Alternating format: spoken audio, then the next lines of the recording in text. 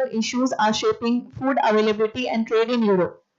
Our second lecture, Eating Sturgeon, an Endangered Delicacy, will take us into the fascinating world of biodiversity, conservation, and ethical food choices. Up next, the third lecture, Nutrition Security 2030 and Viksit Bharat 2047, will connect global nutrition goals with India's vision of a healthy developed nation. And finally, we'll wrap up the day with a tutorial on current dietary guidelines worldwide and their role in sustainability and adequate nutrition, tying together the key ideas that guide our journey toward a more nourished and sustainable world. So, without further delay, let's begin the proceedings of the day.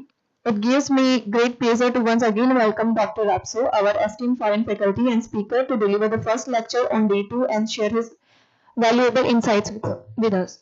Over to you, sir.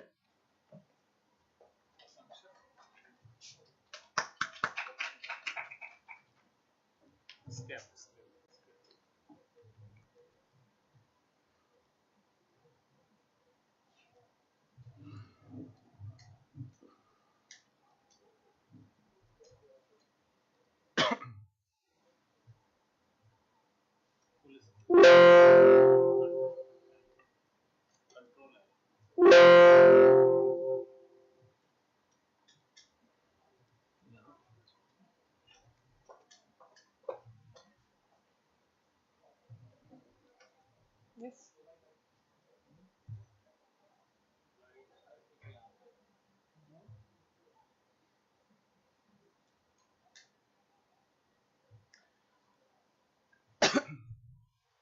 Good morning. I hope you are ready for the second day of conferences. And if you have, yesterday I forgot to tell you my email, and tomorrow in the presentations I will include my email on the first slideshow, and then of course you can contact me if you have any doubt, if you want to discuss anything. I will share my contact email with all of you. So today we will start our lectures with this hot topic, I believe, very emergent topic, at least for the European context, but I believe for the world context, it is the food security. Oh, sorry, I forgot the micro. The food security challenges in Europe in the context of prolonged Russian-Ukrainian conflict, and how it affected the food security, sustainability, of course, especially the food access and the food availability, and how it still affecting the people to have access to, especially to the most basic foods.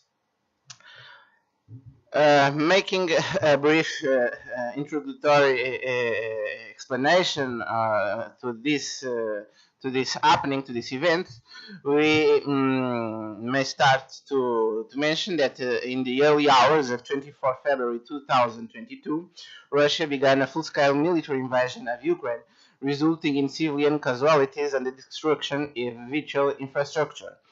In addition to significant human fatalities and devastation, the war has jeopardized global food security by disrupting agricultural production and trade in one of the world's most significant food exporting regions.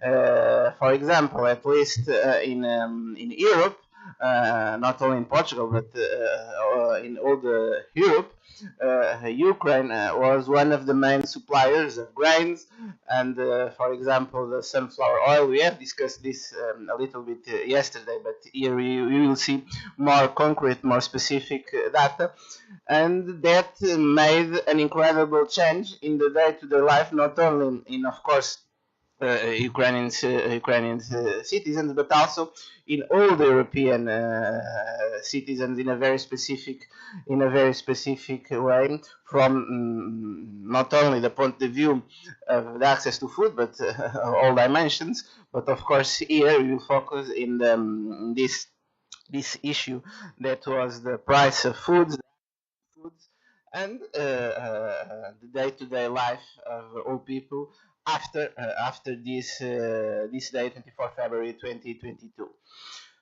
It has significantly contributed to rapidly rising global food prices, as we have mentioned, aggravating existing food system vulnerabilities already worsened by climate change and the COVID-19 pandemic.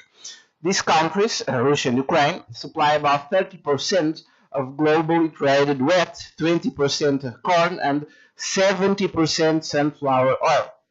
Overall, Russia and Ukraine export around 12% of the global total caloric trade. It's very, very significant.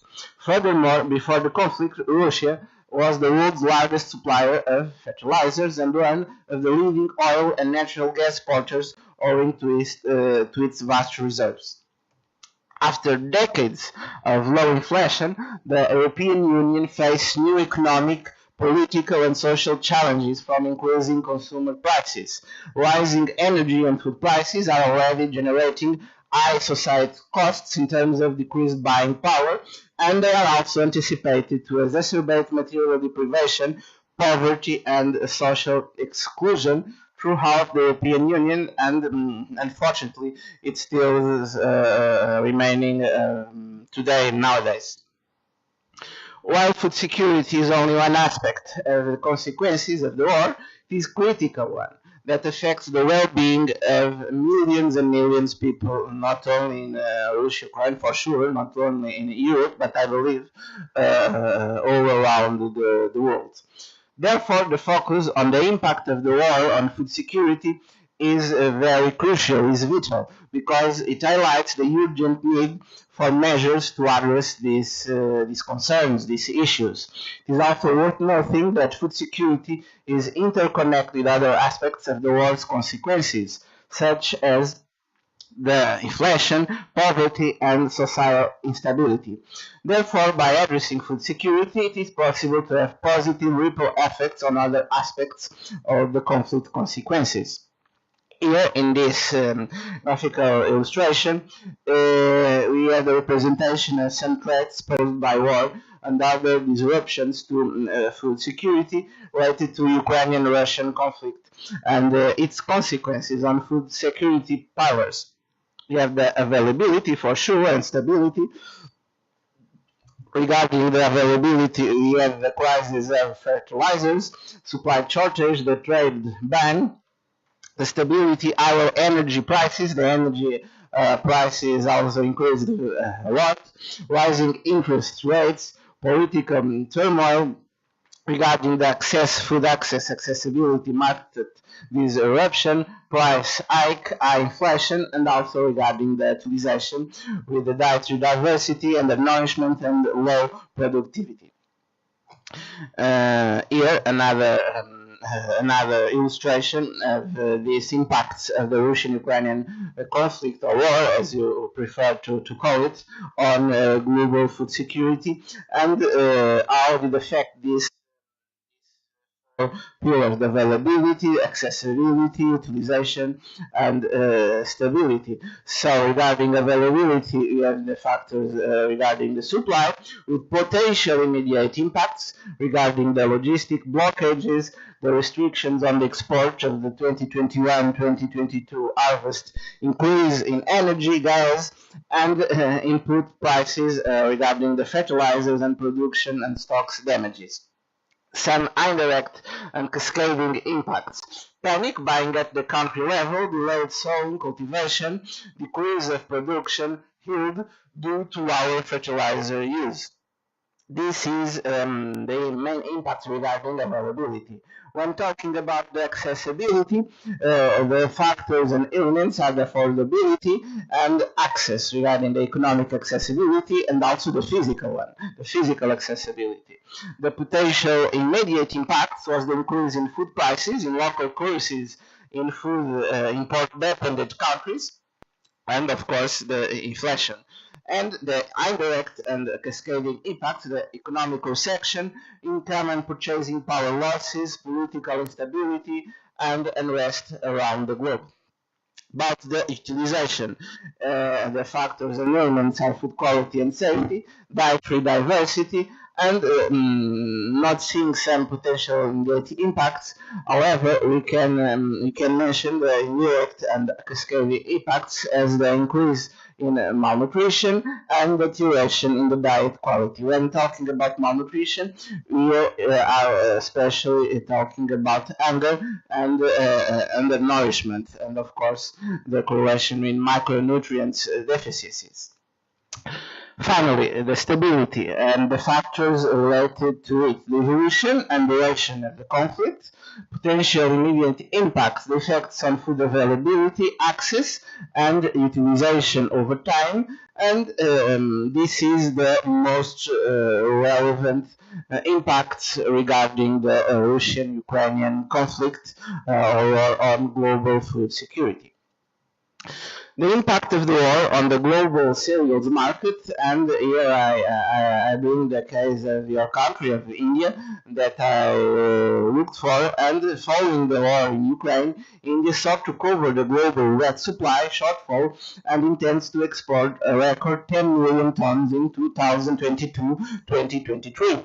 However, a record-breaking heat wave during India's warmest March on record has reduced this year's wheat harvest potential, cutting production by up to 50% in some regions of the country. India's export ban has been denounced by the G7 developed countries who believed it would exacerbate this crisis. Indeed, the impact of India's decision was immediate. Prices on the European market skyrocketed on Monday, 16 May 2022, and the red price is 438 euros a ton. That is too much. Here we can see the proportion of Ukraine and Russia's combined global exports in 2022. We can see, for example, the percentages of sunflower oil, sunflower cake, both countries that are represented in gray, yellow on Ukraine, blue Russian, and gray both countries, more than 80%. So it's very, very significant. As a result of Russia's invasion of Ukraine, global markets were disrupted. Short-term disruptions in global grain supply and long-term effects on natural gas and fertilizer markets negatively impacted producers during the planting season. This disruption might exacerbate already high food price inflation, posing a significant threat to low-income net food importers, many of whom have suffered a rise in malnutrition rates due to the pandemic disruptions. Here you can see the prices, the consumer price indices in Germany in 2015, before the conflict, and you see that it starts to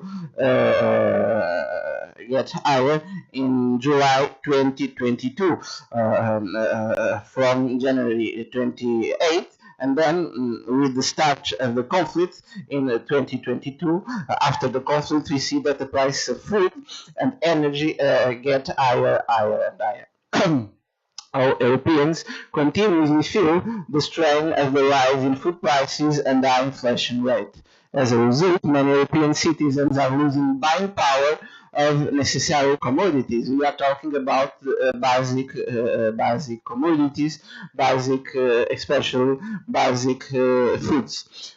For instance, even Germany, which has a solid domestic production and does not rely much on Ukrainian exports, is very susceptible to escalating inflation, driven mainly by the rising cost of Russian energy and fertilizer.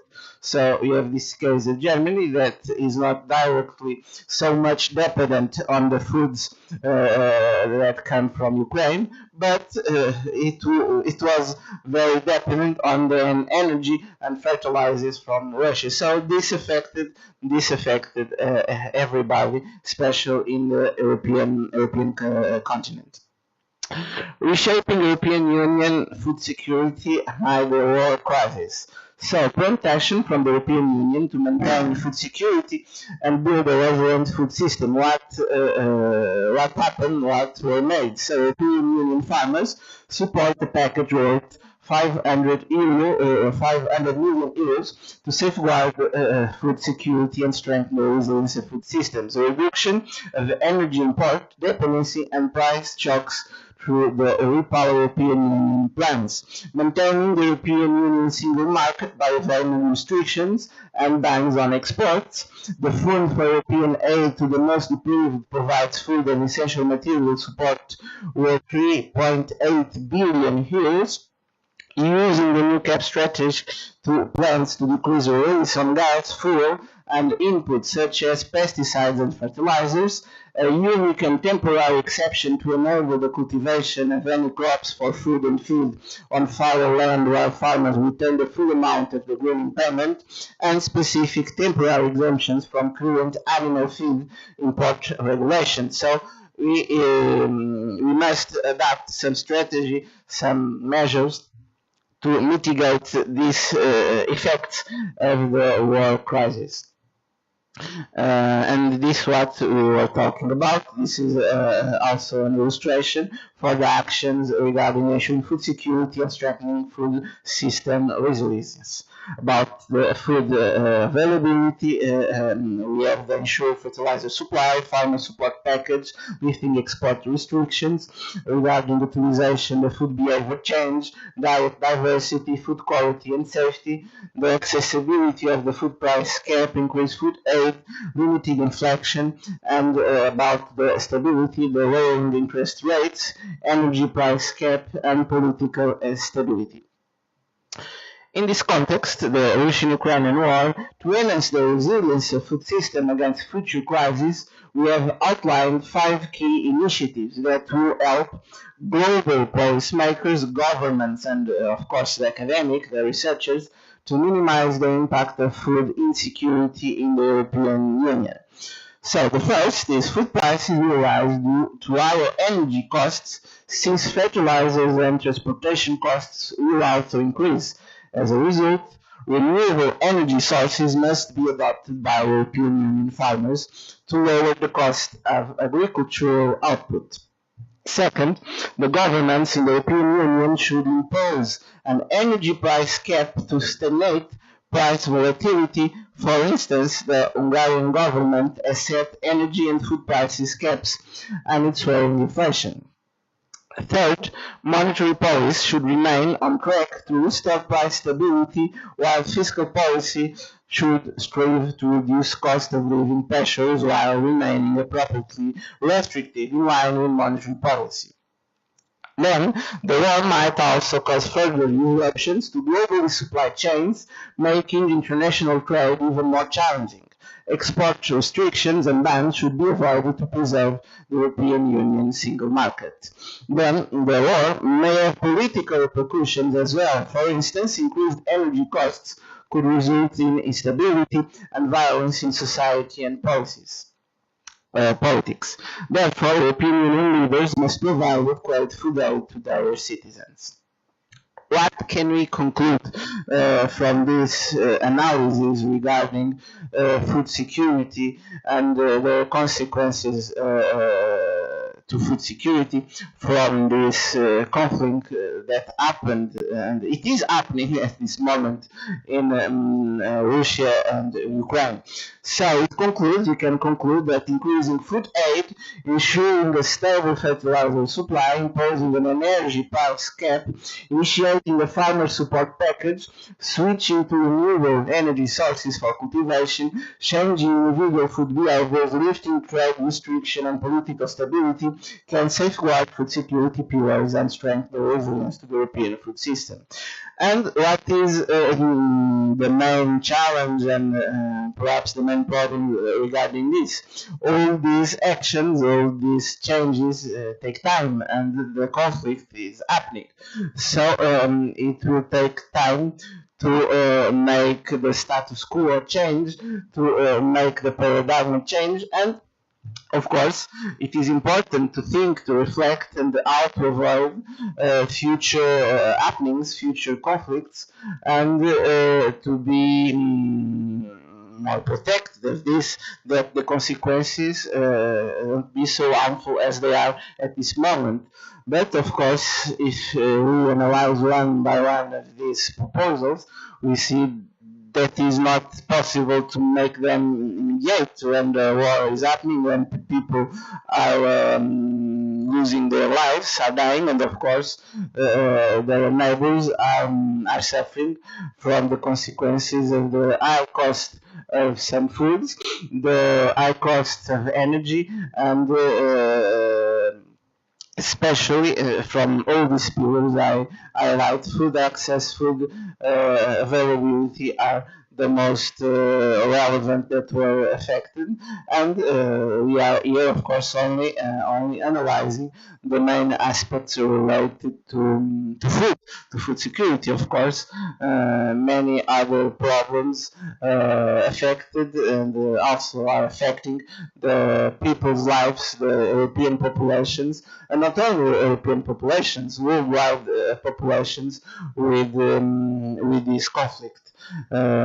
So now I would like to hear about your point of view, about your opinion. Tell me a little bit more regarding how this conflict affected your day-to-day life, not only as researchers, as students, as professionals, but also as consumers. How did you feel affected in your day-to-day life after the beginning of this conflict? How how did you feel when you went to the supermarket buy some basic foods? It was the same. You feel the prices get different? No. Please let me also know your opinion. Perhaps we start this discussion. Not you make a question to me, but I make this question to you. And please, I would appreciate who wants to share their experience from how was your life before 2022, February 2022, before the conflict began, and then, especially in the first period after this conflict raised up. So please let me know a little bit of your experience, and then of course any question you have, we can also discuss.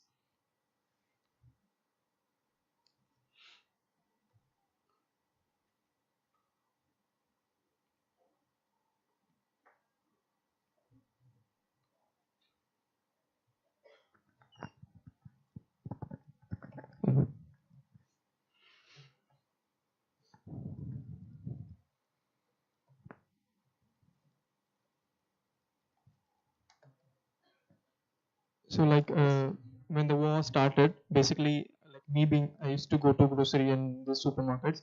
So the sudden change, what I saw for almost around 2 years was that the lack of uh, provision of sunflower oil, because it got totally deleted from the aisles, like from the markets. Like there was no sunflower oil for almost 1.5 years. Like when I used to go to markets in 2022 till 2023, and when they came, so later on the prices were almost double. Like we used to get at a price of 120 or 150 per liters, where it went almost to 350 per liter. So this was the major change in the sunflower oil, which I Sunflower. So you had exactly the same problem as we have in Portugal, in Europe, yeah, regarding the exactly. sunflower oil. So we substituted it with groundnut and soybean oil, like according to that. So that was the major change which The we major saw. change. Yeah. And any other specific food, or only the sunflower? No, because like in India we get imported like the sunflower oils basically from Ukraine, and apart from that wheat also. The But same as Europe. Ukraine is the 70% of the world exactly. that is dependent on the exportations from Ukraine regarding sunflower oil. So I believe that everybody felt the changing Major and the change in the, availability, and of course in the prices of sunflower oil. because when we talk about wheat, basically we also grow a lot of wheat in this region, like in the northern region. So I don't believe that we had that scarcity compared to other countries or maybe the European nations. So that was the major change. Okay.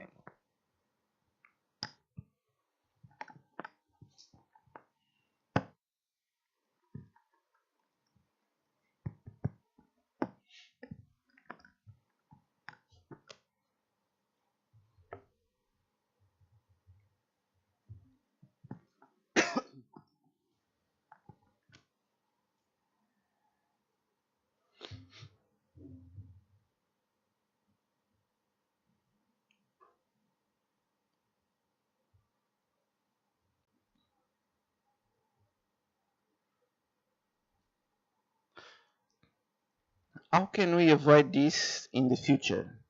Any idea apart of this that we mentioned here?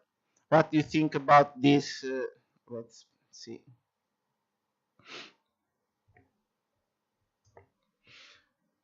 These ideas. I think this can be fine, but the problem is the time that will take to make the needed changes. So, No, what is your so point of view? majorly what I believe is that the trend, like usually people go what the trend is. Yes. So when we talk about trends, we try to inculcate the foreign ingredients in our diet basically. So this changes the whole scenario of what domestically you are growing and whether you are consuming it or not. So like for example, if we are dependent on sunflower oil totally, like the households in India, if they are totally dependent on sunflower oil, for example, so it will change the shift of the domestically produced oils which are available here in India. Yes, when you are more dependent from Exactly, others, from others. that can be a problem when the others fail. So this is sustainability. If you don't depend on the others, if you eat local products and produce your own products, if you have renewable energy, so you are less dependent from the others. So that is a kind of protection. But of course, you can change that in one day, from one day to other. This take time, but of course, it shouldn't be excuse to don't do nothing. So it is important to think on it and start to do something, make some plans, some projects to be more independent. And not only for India, not only for Portugal, not only for, I think all countries should reflect on this. And of course, this is easier for some countries because of their size, their natural resources, their geographical position. This is easier for some countries than to the others, but it is a reflection that all countries, all governments and stakeholders should think because in nowadays world, I think that nobody is excluded from a possible conflict very near in the neighborhoods. Because before this conflict, before the 2022, nobody in Europe could think that this would happen. And one day to the other, we wake up with this scenario. So, and change the people's lives, not only the Ukrainian ones, not only the Russian ones, but the all European lives, because a lot of people moved from Ukraine to other countries. The prices change completely, prices of food, prices of energy. So it made a huge difference, and we are living that problem today.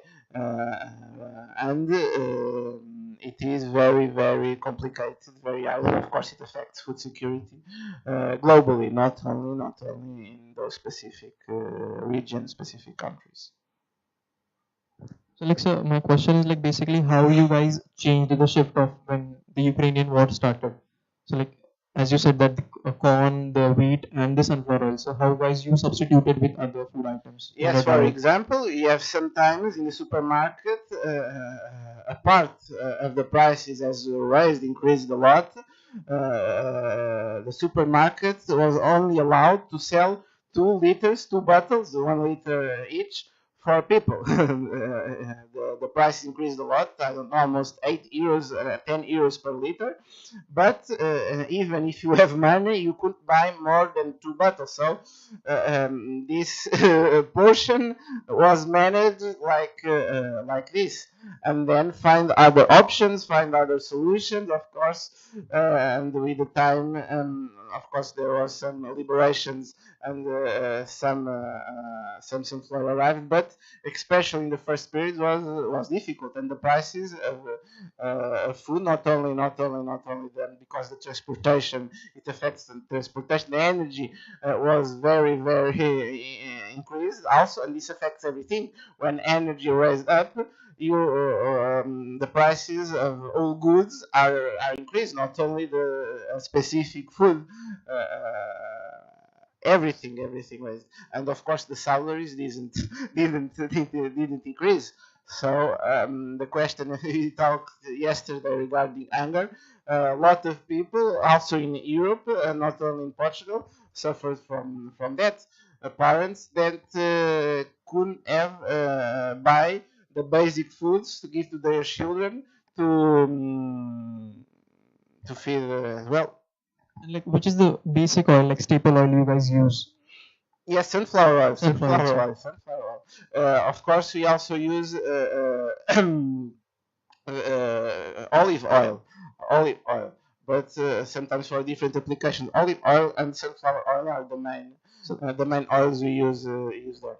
like currently, like which is more cheap, the olive oil or the sunflower? Traditionally, olive oil is more expensive, but when the conflict started, sunflower oil surpassed easily the olive oil. Some people use the sunflower oil because the price was lower, but with this change, things also changed. So like, did that shifted towards butter more, or it continued with oil? Like when the shift came, The butter. butter, yeah, because it's No, butter didn't affect too much. Butter, the price of butter didn't affect too much. Was specific more on the oil. okay, thank you.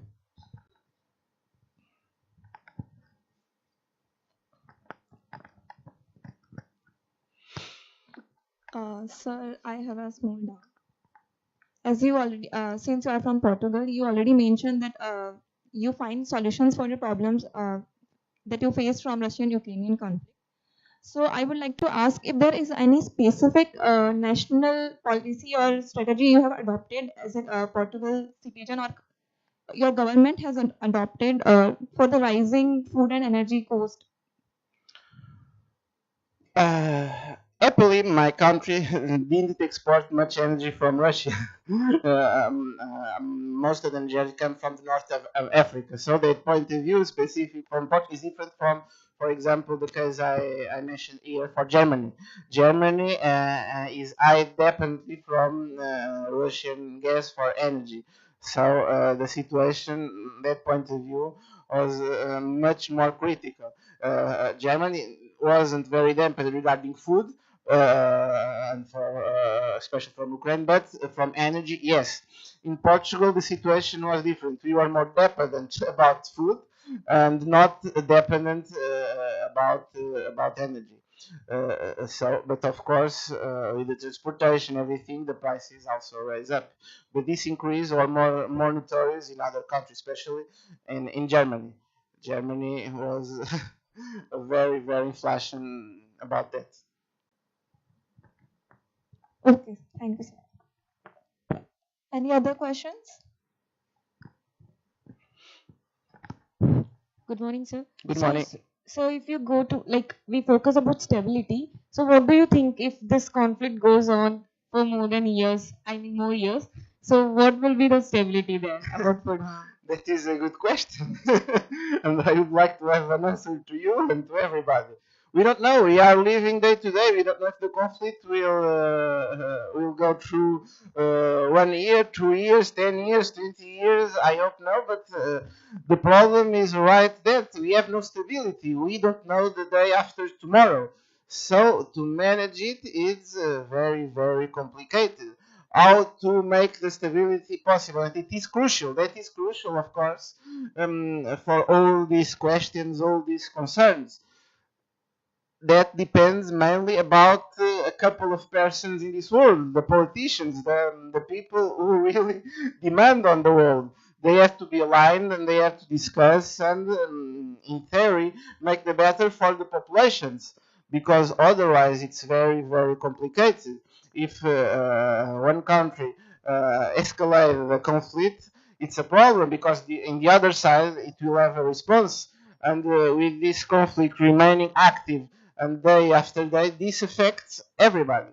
And the more affected are, of course, and unfortunately, the populations that are suffering in the field, that are suffering without money to buy foods, without money to survive. That is a question for more than 1 million euros, as we say. It's complicated to know. I wish I would like to have an answer to you.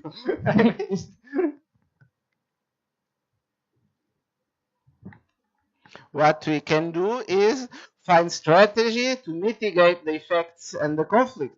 But all of us, expect, of course, that politicians be in agree, that find a solution, a political solution, to finish this war and make the people's life not to how they were before the conflict, but because that is impossible. One thing is what was Ukraine and the life of those people, of those Ukrainians before the war and now, and it's not okay. It's over.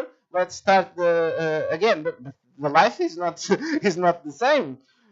At least not to prolong this conflict, because this doesn't go to anywhere. Go to anywhere positive, of course.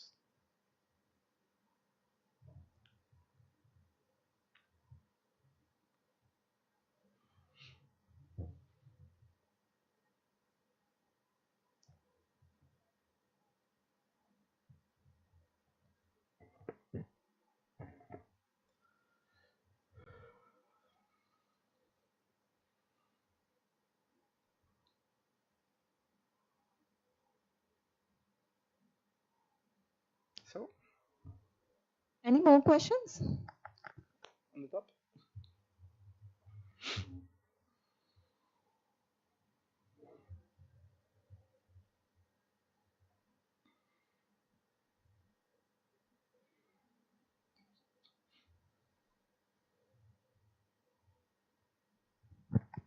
Good morning, sir. Good morning. So, my question is regarding the food security. So, what do you think that what are the long-term strategies that can balance the environmental sustainability? The environmental sustainability regarding the what do you think? How does the conflict affect the food sustainability? Is that your question? The food environment? Yes. Long-term strategies. Long stability. The micro is off. Long-term strategies. Long-term strategies regarding the food environment. You have here some examples right in this slideshow, but of course it will depend country to country.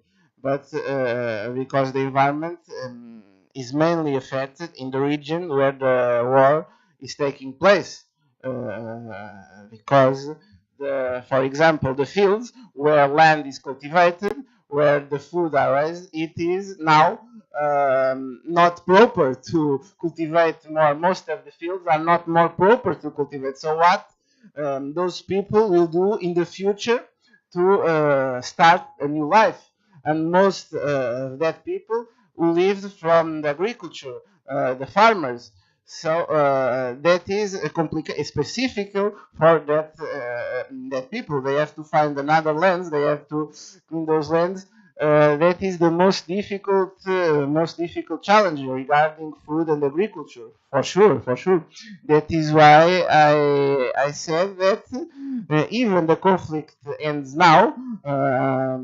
Miraculous way to end the conflict right now. The life will not be the same as before.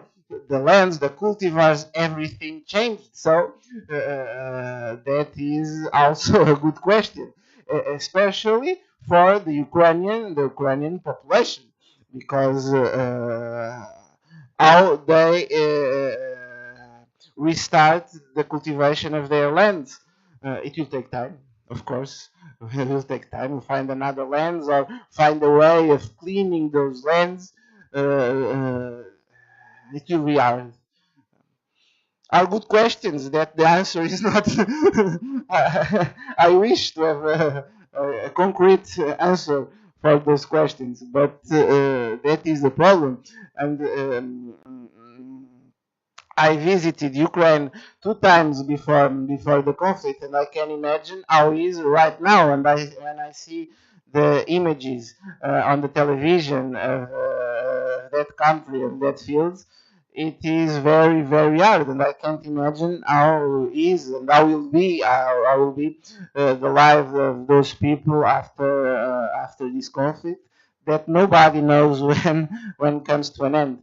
So it's very hard to imagine, and affects all dimensions, all dimensions.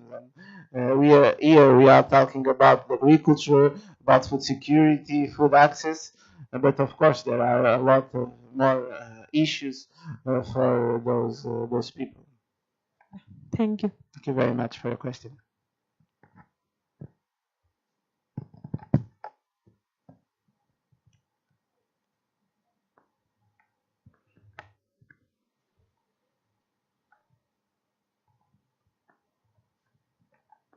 If there are any more questions, feel free to ask.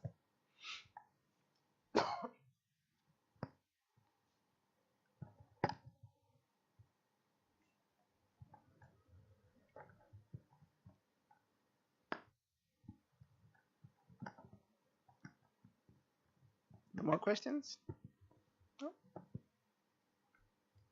I think all of their doubts have been clear. Thank you, sir.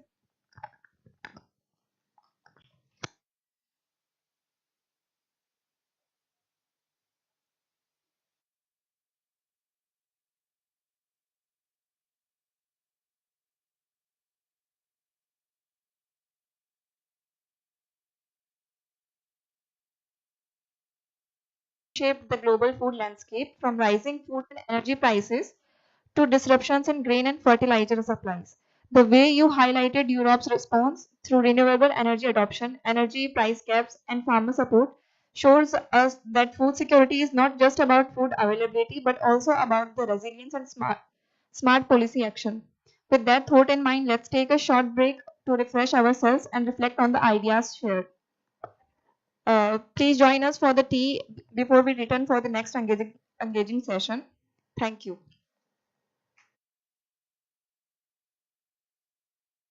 The conflict has led to higher energy costs, which in return raised food prices everywhere, especially in the Europe. After years of the economic stability, the Europe Union is now facing inflation, poverty, and reduced purchasing power, making it harder for many families to afford the basic food items. Even the countries with the strong domestic productions like Germany are struggling because of the rising cost of energies and the fertilizer. This shows that food security is deeply interconnected with economical, political, and the social stability. For example, India tried to fill the global wheat gap caused by the war, but due to the extreme heat, its productions fell sharply, forcing it to ban exports. This decision caused the prices in Europe to surge even the further. Such examples highlight how global and fragile food systems are today. So the EU has been working on ways to reshape the food security during this crisis. So by in conclusion, the war has shown us that food security is not just about the agriculture, but also about the energy, trade and stability. To safeguard Europe's food system, it's essential to promote the renewable energy, maintain the fair trade, support farmers, ensure the political corporations. Only by doing this, Europe built a resilient and secure food system for the future. Thank you. Over to you.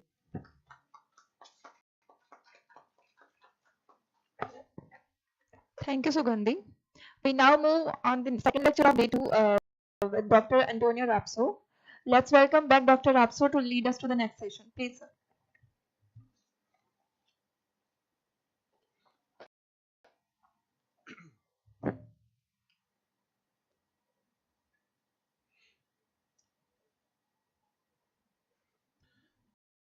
Welcome back.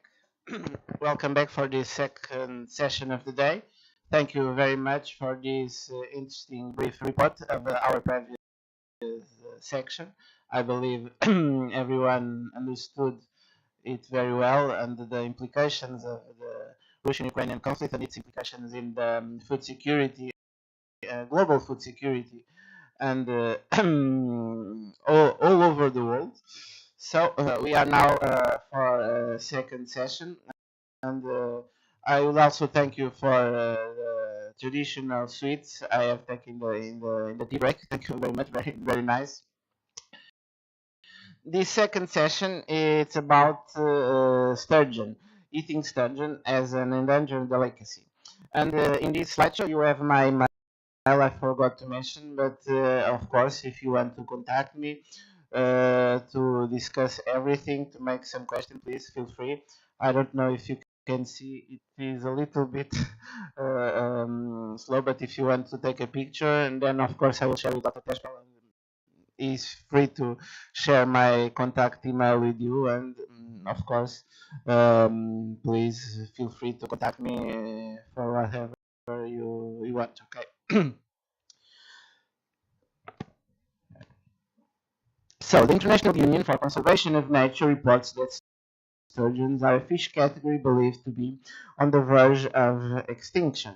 And the reasons for this are at most regarding its high consumption all over, and of course the limited resources that occur in nature. It is a very appreciated species, very valued. Everyone, I believe, I have already heard about the caviar, the eggs that come from this fish species, but also the meat is very consumed in different regions. So this led to overfishing and some kind of problems regarding the number of, of individuals that occur, especially on nature.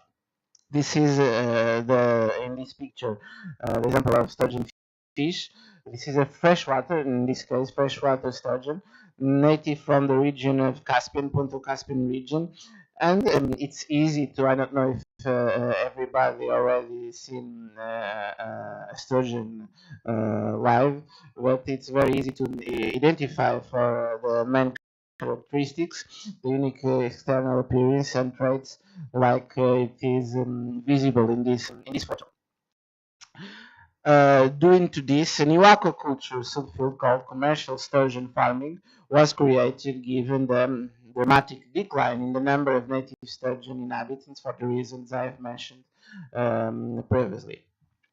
This occurred when the demand for caviar expanded in recent years. Not only in recent years, I believe that from a long time ago that the people looks for or wants to try this delicacy, and looking for this. You can see in the in the right corner of the slide the caviar, and expanded it with its outstanding nutritional profile and commercial potential. So the sturgeons have become less common in wild as this result, and as consequence, more caviar is now coming from farmed fish instead of wild sturgeon. So this has become a very important business. And of course, it has their impacts on sustainability and economic aspects. Sturgeons with 25 species, about 25 species, are one of the oldest existing fish and are believed to be one of the most endangered vertebrate groups worldwide, with more than 85% species classified as threatened or endangered. The sturgeon farming industry has increased because the caviar market demand is on the rise. The highest quality sturgeon meat is obtained from this particular species, the white sturgeon, Acipensis transmontanus, while the most renowned and valuable caviars are named beluga. Probably you have already heard about these caviars from the species H. yusu, the Osetra from A. gudesandretti, and the Sevruga from the species Acipensis stellatus and Acipensis persicus. This is the main caviar exporters around the world, with China with the main one. And the global sturgeon market has grown. Its harvesting is unsustainable, and impacts on the sturgeon population are devastating. So, with the biggest sturgeon species supply since 99, the Caspian Sea has been a site for considerable illegal caviar traffic. This trend has increased because the global market demand for black caviar is rising, and the wild Caspian sturgeon supply was forbidden to avoid its extinction. But of course, it's a problem to control all of this. One thing is what it is right on the law, and another thing is what happens in the reality. And to fight this, it is not so easy because it is implied a lot of money, and when it happens, it's always difficult to fight against. So sustainability issues are related to illegal trade, overfishing, as we have already mentioned, habitat destruction, and river fragmentation, mostly by damming, which are markedly reduced natural sturgeon supplies. This white sturgeon is also related to food security and plays an essential role in connecting and maintaining people to natural systems. The world's aquaculture sturgeon production has been estimated about 120,000 tons of sturgeon meat and 7 tons of caviar. Given the recent advances in sturgeon aquaculture and ever-growing luxury consumers, there is a vast potential to reshape the caviar consumption. The market is so lucrative that accounted for 217, 253 billion in 2016, which is roughly 1.5 times the world aquaculture production. So it's a very significant value regarding this business. The top quality caviar, beluga caviar from the species Uso, was sold at retail prices of $10,000 per kilogram, while the caviar of commonly farmed species may be sold for a price around 10% of this amount.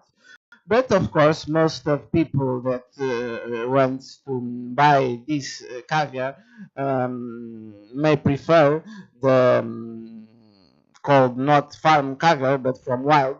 That is why the inhabitants in wild are decreasing. Because how can we call it, the black market is growing, and people as a preference for this caviar, not from farmed fish, but from their natural resources. With retail prices are presently reaching levels up to $2,000 per kilogram for white sturgeon in Italy. So the sturgeon's high economic value, mostly because of its caviar, failure to manage caviar trade and unsustainable fishing practices, including serious habitat fragmentation that resulted in significantly declining wild sturgeon population. This is further exacerbated by late maturity in sturgeon, over-harvesting, and loss of their habitats. There are techniques related to the processing and preservation technology for sturgeon, and this sturgeon fish consists of a complex combination of, talking about the nutritional profile, proteins, fats, carbohydrates, water, some minerals, and vitamin compounds that can be spoiled, resulting in waste through the action of undesirable microbes if not well processed or preserved, like the mostly common fish species. The caviar deteriorates fast since freezing temperature is not permitted, and food additives are also prohibited. Okay, as the sturgeon population is declining, measures to ensure its availability for longer periods will include both thermal and non-thermal protecting technologies to have commercial sturgeon farming. This is the chief sturgeon-related production steps and marketing products in Western Europe. We have the artificial spawning. This is related to aquaculture, farming fish. Then we have the fingerlings that can sold, for example, as pet fishes. Some people maintain them in aquariums and sell them as pet fishes. Then the juveniles can be recreational fishing, and then on growing, we can we can prepare their meat, and then depending on the sexing, of course, we can have not only the meat but also the so desirable and expensive caviar. This is the flow diagram also for the growing and harvesting of caviar from sturgeon. We have the growing young sturgeon fish in the tanks, then they're harvesting the fish, transporting for processing center, and then they will be washed and the gill will be cutted, rewashing, the fish abdomens will also be cut, and removing the fish ovaries and these ovaries will be cut in small pieces, sieving ovary pieces, and then finally washing and draining the caviar. Here you have young sturgeons that are growing in tanks before harvesting. It can take 7 to 10 years for fish to be harvested for eggs, and the eggs account for 15 to 80% of the fish weight. So this is also why even the farmed fish are very, very expensive, because it takes time until we have the final product that arrives to our tables, to the tables we will consume the caviar. So this is the reasons of their price. It is difficult. There are not too much inhabitants, and even those resulting from farming, it takes too much time, and of course the costs of it are very, very high. So that's the reason, if you want to go to the market, to a specialized shop to buy it, or a finest restaurant to eat it, it will cost a lot of money.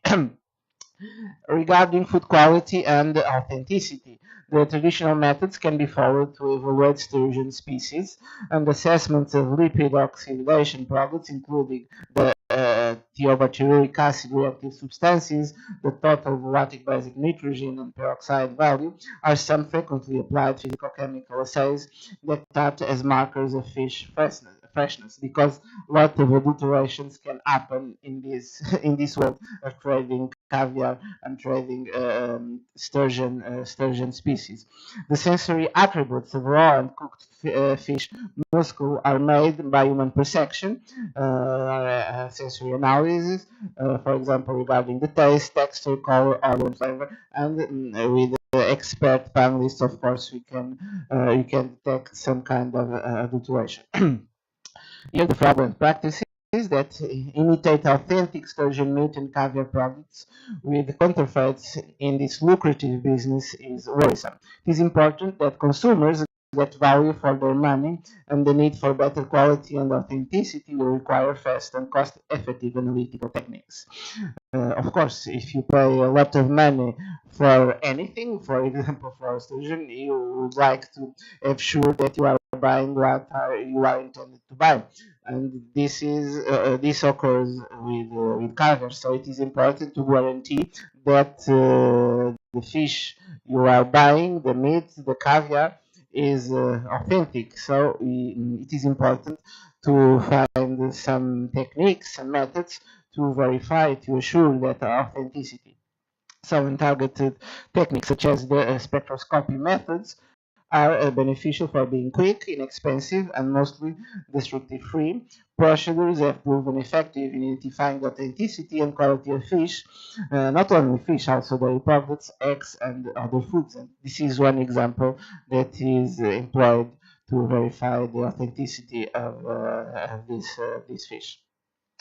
This is a summary of the nutritional profile and the health impacts of sturgeon fish. We can here we have the Siberian, the white, and two species of white sturgeons with their main elements, and we can say that they are very interesting from the protein content, and also I think in the next slide we have also the mention regarding the essential fatty acids. Yes, here are very rich in essential fatty acids. So here we have a food product that can be also interesting from the nutritional profile. Sturgeon meat can be classified as medium fat, high protein products, and so it can be an appealing food with good market potential also for this reason.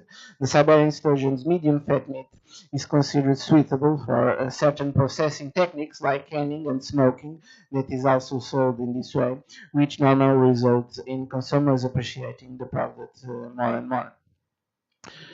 One example of utilizing the nutritional benefits of sturgeon fillet powder to produce snack food has been investigated. This is an example of a study that was undertaken in sturgeon.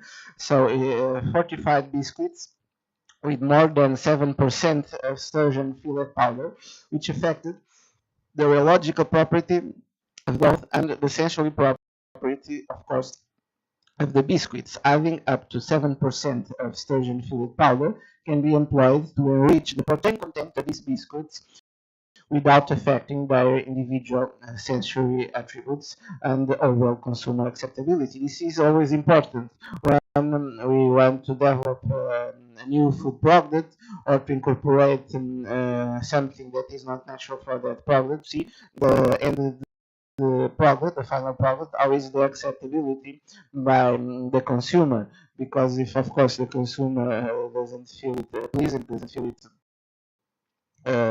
fine for him, it's waste of time. So in this case, the overall acceptance was good. The results of this investigation envisage the possibility of gaining insights for further research works, provide important information about effective sturgeon usage to fight malnutrition problems. What can we say? So, sturgeon offers excellent nutrition and health benefits that can help to improve food security, especially amongst communities of indigenous fishers. Aquaculture will further help to improve the supply of these highly nutritious fish, reduce its cost, and it can be included as a food ingredient in new food products developed by food business operators, like this example we showed you with the biscuits. It is highly recommended to investigate how thermal processing will affect flavor and other sensory attributes of the meat of sturgeon fish. The animal welfare to reduce wastewater stress and better human slaughter methods in sturgeon processing are also worth considering. Aquaculture is useful in promoting the availability of sturgeon or its hybrids in many countries, especially those with limited water resources, making it more available and affordable with low cost breeding. If you see, China is one of the most consumers of this fish, and of course it is important to pay attention what kind of sturgeon they are consuming, and to all of these illegal market it is very important to monitor, to control this, and to avoid the adulterations that are present, of course, that are present in this business. And the sturgeon supply, wild and domesticated, needs to remain sustainable in long run, and efficient sturgeon breeding and harvesting management has to be carefully monitored, as we have just said. So this is, I don't know what is the consumption of sturgeon fish and their products here in India. If you have already took contact with this food product, this delicacy, if you ever heard about it, if you ever heard about its processing, the nutritional value, I don't know. Let me know. Let me know your experience and what you think about this in the vision of consumers, in the vision of sustainability, food security, economic, of course. This is a very important aggregated value from economic, especially for these regions where they can explore this resource. And the problems related to it, the overfishing, the illegal trade, the food adulterations related to the business of sturgeon meat, sturgeon caviar. Please let me know your vision of this, because I think no, we have one more slide. I forgot we have one more slideshow. Yes, it's regarding the fraudulent practices, the concern for fraudulent practices that imitate high quality sturgeon products need to be properly addressed. Digital tools during the production, storage, during all the food chain until the consumption to ensure transparency and authenticity in the sturgeon value chain should be considered in the future. Is one of the main issues regarding this particular fish species is to control, to avoid adulteration, because when a lot of money is implied of course, the temptation to make adulterations is to sell something for one price that it's not the real product is a very big temptation because people see a way to earn easy money. If the other, of course, doesn't have the possibility to verify to assure what is really buying. So this is one of the main issues we have taken consideration the full authenticity and the methods, the techniques to assure the final consumer that is buying the true product that is paying for. So let me know about your vision regarding this, your experience. What do you think about this? Have you ever tasted, know this process we are talking here?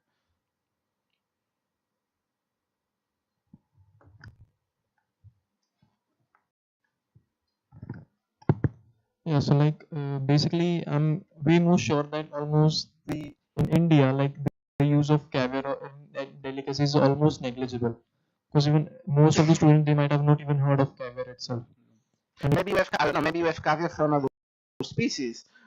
Now you are talking about the caviar from sturgeon species, but of course, that is not for the practices, but there are a lot of other species that you can find in the market sold so as like apart from yes, the sturgeon you're eggs talking about, from so other maybe fishes. the ones who are non-vegetarians they might know if they're consuming any sorts of eggs.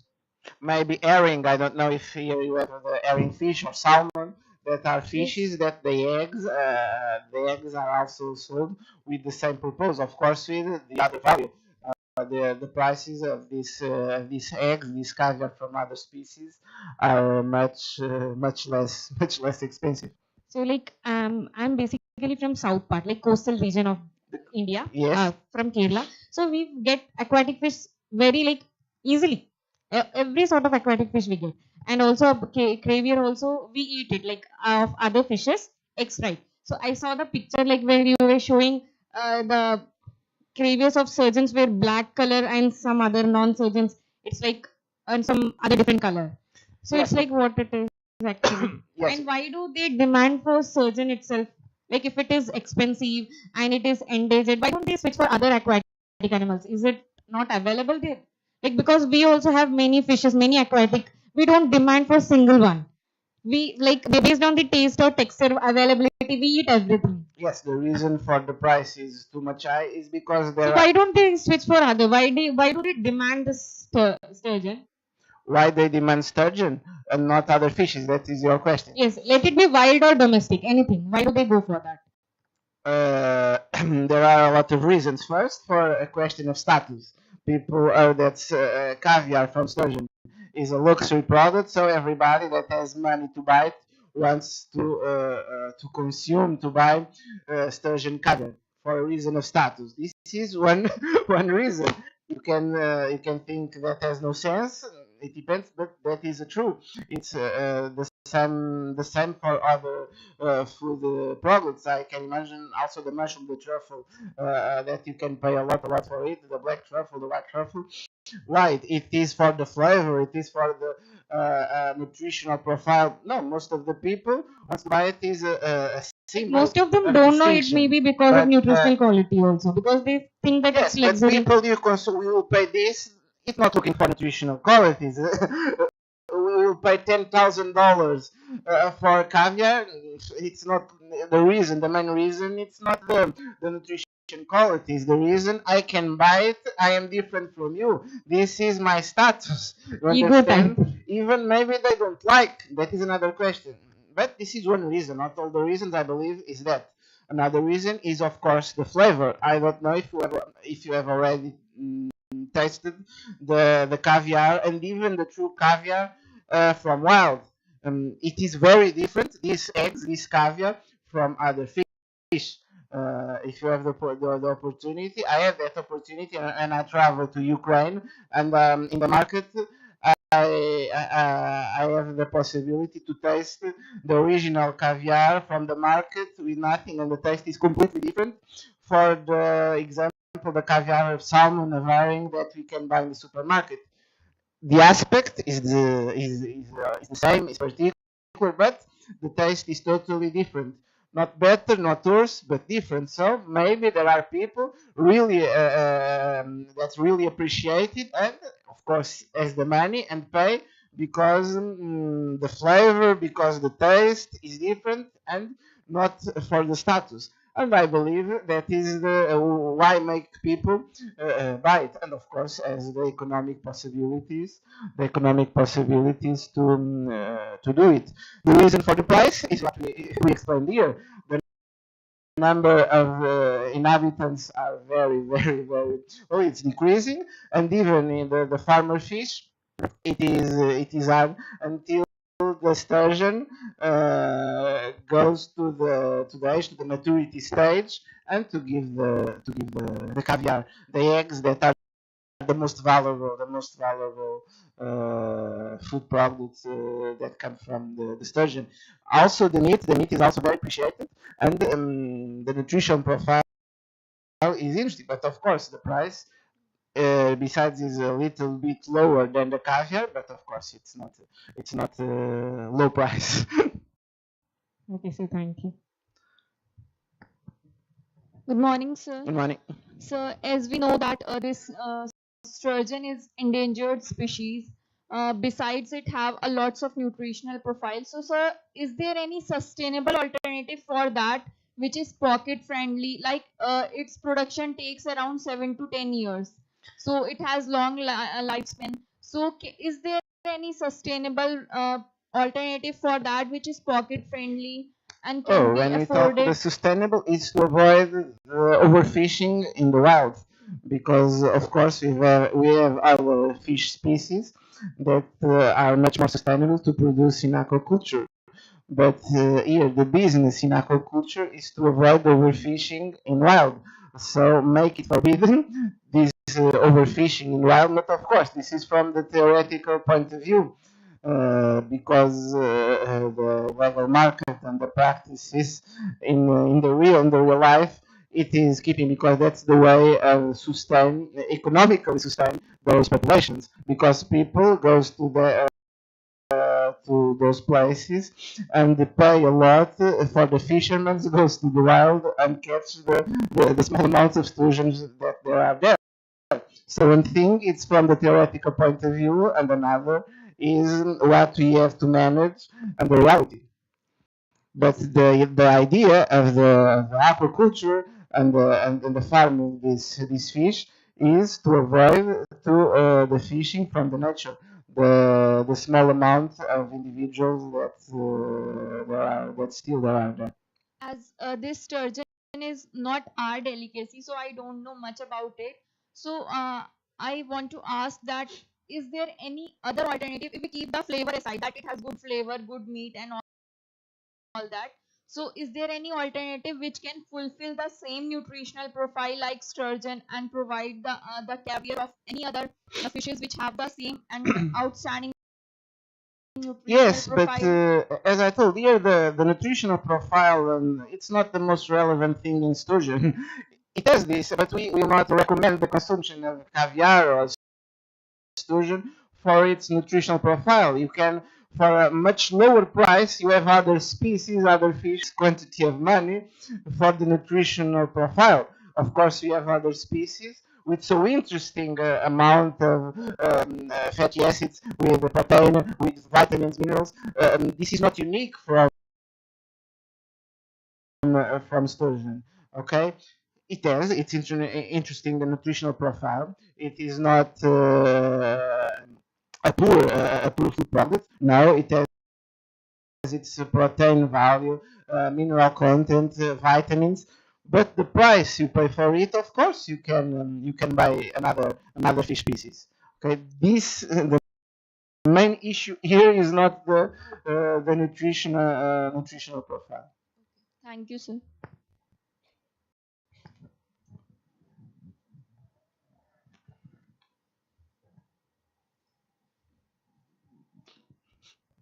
Good noon, sir.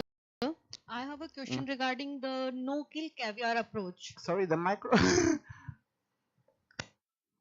Hello? Ah, So I have a question regarding the no-kill caviar approach for sturgeon. I'm hearing on a very bad. No-kill caviar approach for sturgeons. No king? To kill. No kill. Yes, sir, to yield multiple harvests from single fish after maturation. Usually they are slaughtered for caviar. Yes, but a part of the caviar, the people wants to eat the meat also. So So with hormonal induction and ultrasound monitoring and maybe massaging. I was going through the work of Dr. Angela Collar under the name of YVS service, something like this. I'm hearing very bad. I'm sorry, but I'm not understanding very well because the sound not right here. The question is about not to kill the sturgeon and only to give the caviar. Is that your question? Yes, sir. If we can hormonally induce the fish to produce caviar and then by ultrasound monitoring and massaging we can rip off the caviar without killing the fish. Yes, So, but how do you eat the meat? You have to kill the fish to eat the meat. The proposal, so meat, younger fishes can be killed because caviar is only obtained from a mature fish only. yes, but the quality of the meat is different from the juveniles, from the small fishes, than the mature. So you have to kill the fish. Okay, sir. Thank you. Okay.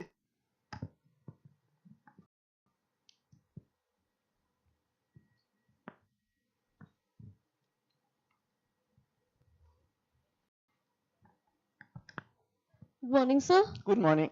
Is there any difference in nutritional context, like wild sturgeon fishes are in huge demand as compared to the commercial farm fish?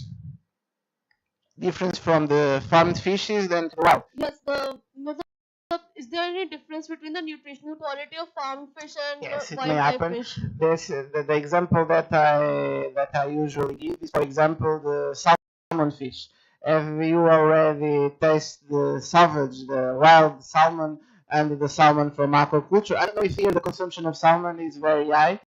But for example, it's a very common species that we consume in Portugal, in Europe, and aquaculture is very developed in this fish. But the best example I give is this. Have you ever tasted salmon fish from aquaculture and salmon fish from wild? So actually, I'm pure vegetarian, so I No, don't know. vegetarian. Anyone that here that even the color of the meat is different. So in the content of fat, the content of uh, fatty acids, proteins are different, and of course the flavor, the taste is different. There is a correspondence between the nutritional content, the volatile compounds, and the taste, and it's very different if you taste a wild fish species and the same that is found in a controlled environment in a farmer. So yes, there are differences from the point of view of nutritional content and of course the taste, and that is why most of people prefer wild. Thank you, sir. And of course the value is much higher of the wild.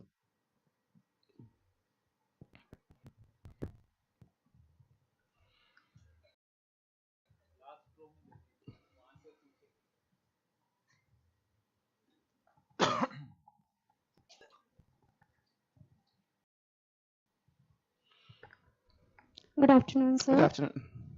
So actually, recently I have attended a lecture on the innovation in foods, and in that lecture, the speaker he told about the cultured meat technologies. So in the case of certain fishes, we can use these technologies to produce the meat and also to produce the caviar too, and it will be our strategies in this case too. Yes, but the problem that everything we can make to protect this wild species, the local this. So this is a very huge problem, and there are a very huge demand worldwide for caviar of sturgeon. This is the problem related with sturgeon fish, and to manage all of this.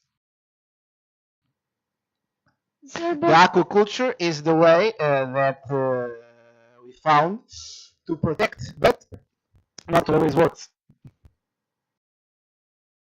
yes, so the aquaculture is also like using a lot of water. So in this case, there is a loss of water too. So we can use the alternates like Yes, but it's not the cultural same. techniques. The people who will buy the caviar has no problem to pay more for it and prefer the wild. That is the problem. That is the main problem. Because year after year, even with aquaculture products, food products, the wild inhabitants are decreasing and decreasing and decreasing. So the results show that the inhabitants in the wildlife are not being maintained or increasing. That is the problem, that we way of earn their lives and leave the sturgeons in peace in the wild. Maybe that could be being bigger and bigger. Thank you, sir.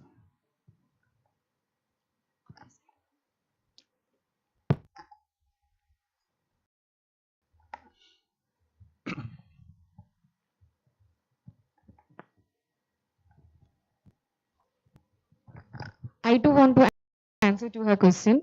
Like in our place, we get both sea fish and even pond fish, like aquaculture fish. But we prefer sea fish because the taste, color, everything is it. Even if they say ki pond fish is for 100 and sea fish is for 1,000, we say no problem, give us the 1,000 fish because we go for that. Yes, Thank you. yes, that's the truth. Taste, texture, everything, even the smell. Like even from far away, The also the color, smell difference. even the color of the meat, if you analyze it sensorily, you see that the color is quite different. Exactly, it's for our desire. We don't say think ki, maybe nutritional quality or anything, but we go for wild.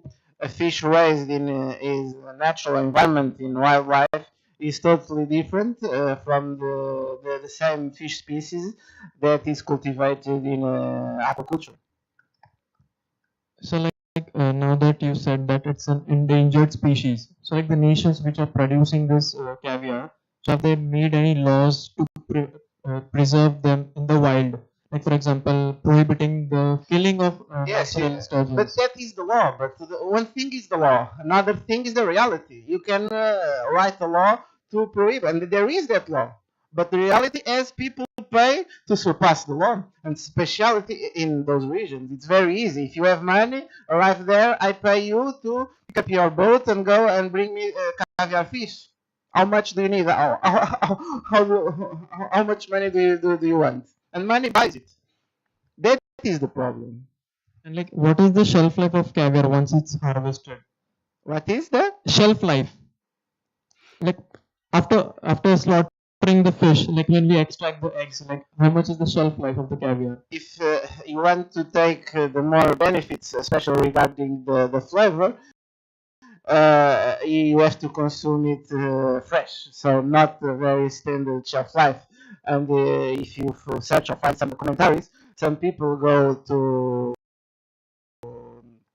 the wild and fish the sturgeon, and they cut the sturgeon directly on the boat and eat directly, remove the eggs and eat directly. There are some commentaries interesting about that. Of course, you can then apply some salt to caviar, but that will change, of course, the taste. The real taste of caviars, of sturgeon, especially the eggs, eat it fresh, so no very extended shelf life. Of course, to export the caviar, if you see the label, they add some preservatives, salts, but to really appreciate and see the real taste of it. So like it's a seasonal delicacy, like it is the sales are high according to like particular months in a year, or it's like enjoyed around the whole. Sorry? Like is it a seasonal delicacy, the caviar? Like is it available in particular months of the year, or it is available 12 to 12 months? No, all over the year you can, especially that important you can access all over the year. Right. Okay. And like so, I've seen that mostly when we consume caviar, they try to put it over here, and then they have it in a single bite. So what's the logic behind that? What? Like when I've seen people consuming sturgeon caviars, Yes. so they consider keeping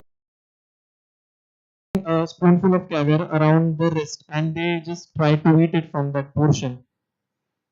Yes, the way of eating. Portion they try to keep it, and they taste it according to that in our hand. Yes, but that's not a specific reason for. I don't know if Okay, there is. okay. I don't know a specific reason for that. Okay.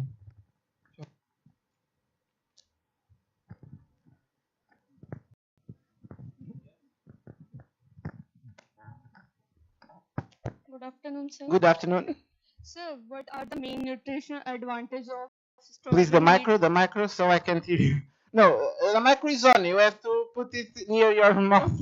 or I can. Okay, sir.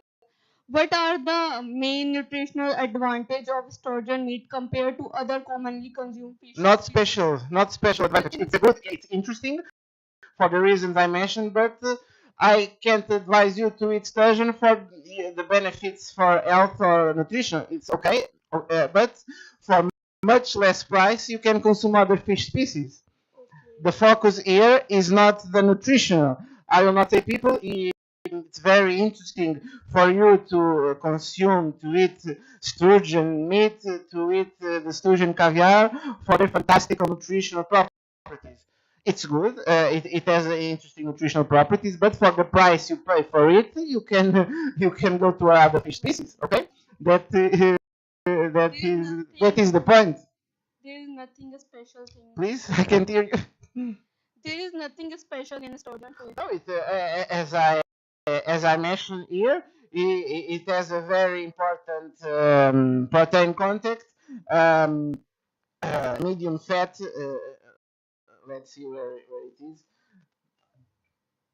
Medium fat fish, and also a very interesting content in vitamins, minerals. But other fish species have also similar properties. Thank you so much, sir.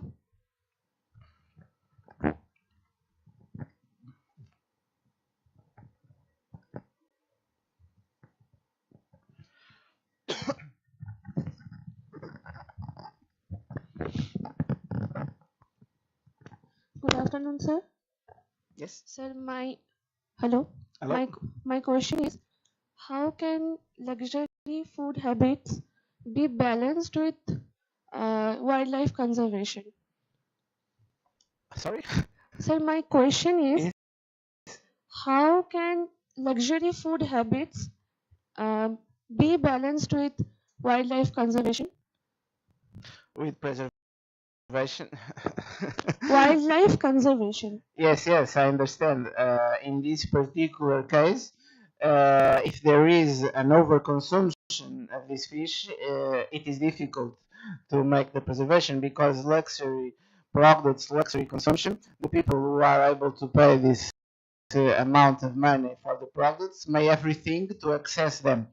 So the preservation, the wildlife, the sustainability, it's not a problem for the people that want to cost to access to these products. And if there are a lot of people that want to get access to this particular fish species, of course it poses in cause the survival and the balance environment and the fish species, particularly in the wildlife. So that is the main problem, the main issue we are discussing here. So that is so complicated, and when we are talking about luxury products, that people are not worried about the money we'll spend to get access to these products. That can be a problem, of course. Okay, sir. Thank you, sir.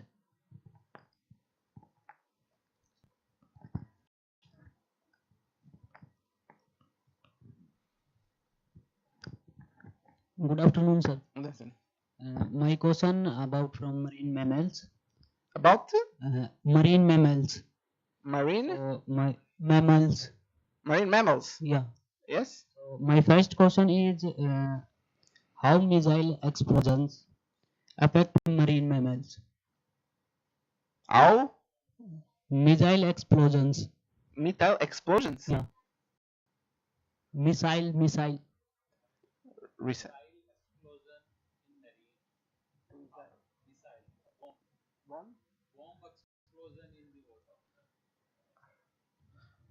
And what to do with this? Sir, in nowadays many countries doing missile test. And the missiles and the bombs Yeah, affect exactly. the mammal. Yeah. Yes, I understand what are you saying, but I don't know what to say about that and what that to do with this. Of course, if there are explosions in the wild environment, of course, will kill the species and will affect the environment where these species live, being mammals, being sturgeons, being every wildlife. So, how to check they are affected from the radioactive? How they are affected by they can be affected, of course. Yes, If the there are a zone, an area with radioactive contamination, of course, it can contaminate the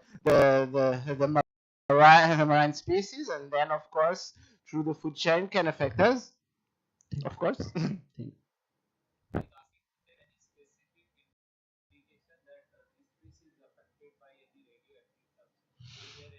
No, not particular indication that I know. That I know.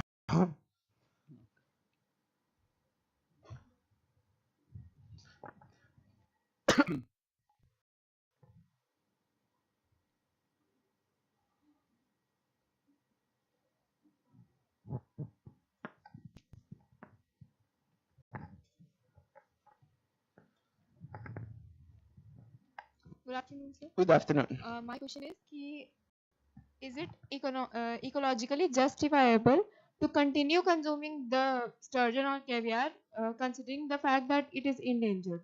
No, it's not justifiable from the special from the point of view the wild ones. But if the money pays, Yes. what matters? That is the issue.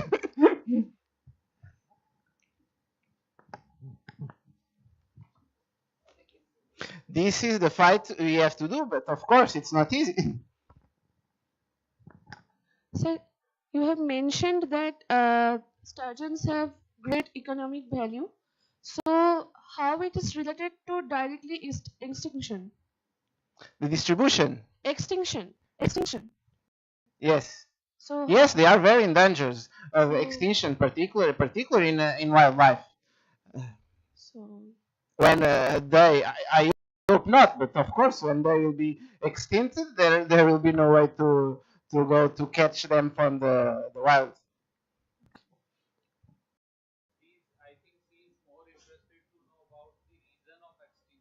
The reason of extinction is Yes, this: yes, the yes, overfishing, the illegal market, all the things that the humans do to go to the wild and catch them from their natural habitat, and the preference for the humans to consume the wild and not the farmed fish, and that's why the price of the wild is very much more expensive than the aquaculture, because it's illegal, because there are very few inhabitants, but people that has money continue to go to the wild and catch the species. okay, sir. Is One that more question. Uh, as there are many food alternatives, so due to in the case of nutritional value, so But once again, the nutritional value is food alternatives for caviar. No, there is not, because people want caviar for the question of status, for the question of I'm eating caviar. I'm not looking for specific nutrition properties of the caviar. I'm eating caviar for its unique taste, for a question of status. I'm eating caviar. I'm not eating caviar from herring, from salmon. I'm eating sturgeon caviar, beluga, sevruga. This is not, people are looking for this, are not looking for nutritional positive benefits, not for that. So if we're talking to the people that consume caviar for that reason, if we tell them to find another species because you can find some nutritional benefits and nutritional profile with other species, you find in caviar, that people will say, okay, but I'm not interested. I won't keep consuming caviar because I appreciate it, and I appreciate wild caviar. So the nutritional benefits, the nutritional profile it is not the main question here. Perhaps it is the less important. It is the less important thing here related to the consumption of caviar. Okay, that is important to be clear. So I did not understand that what makes so unique about sturgeons, like taste. Yes, its unique taste and the question of status. These two reasons perhaps are the most relevant. Thank you, sir.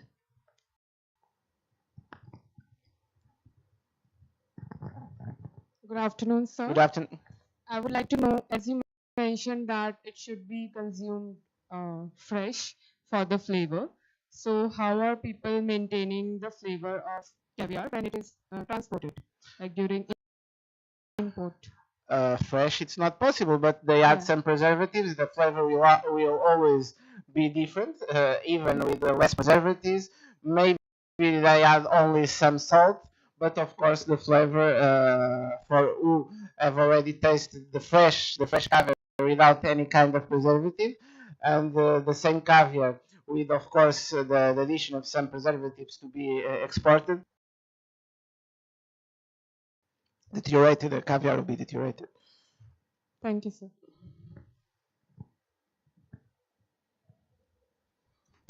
Good afternoon, sir. Good afternoon. How can biotechnology help restore wild sturgeon? Like selective breeding maybe can help.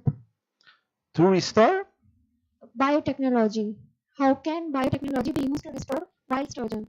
Like selective breeding, genetic modification. That could be interesting to study. That could be interesting. I have no data for that, but it could be an interesting approach to see how that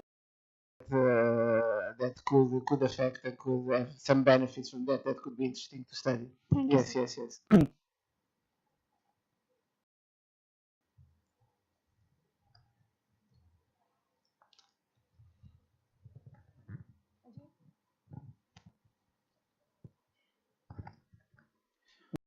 Good afternoon, sir. Good afternoon. Sir, as we discussing food security, which means that we have to reduce the food waste so that the food can be available to all. And we also discussing that caviar is actually expensive and it's impossible for everyone to buy it or consume it. So how it is connected to food security, sir? It is connected with food security regarding the environment, regarding this is the sustainability of the environment and the fish. And of course, we want to make this less damage to the species by creating an environment of producing these fish species in an artificial environment as a farmer to become the natural environment and to increase the number of inhabitants in wildlife bigger, to increase the number of inhabitants in wildlife. But the results we have verified, this is not still happening because of the illegal market. So the main goal is to have more consumption from farm, from aquaculture, and less from wild. So we would like to have this more balanced. This is the main goal, and in that perspective. Thank you, sir.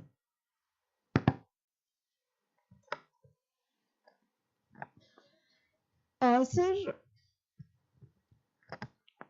in one of your slide, you mentioned about spectroscopy methods for preservation and processing. Sir, can you please explain how it connects with the processing method?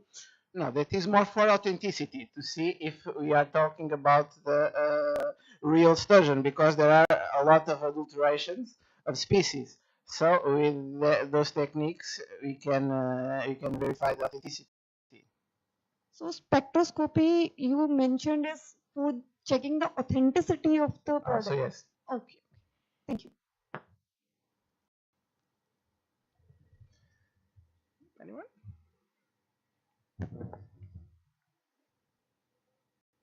So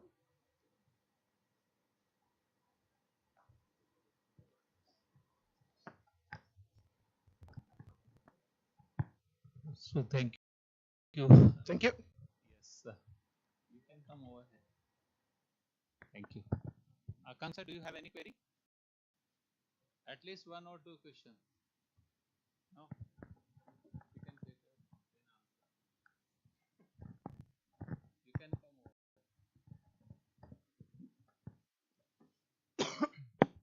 I think everybody should ask at least one question so that you will understand more about the topic and all. Is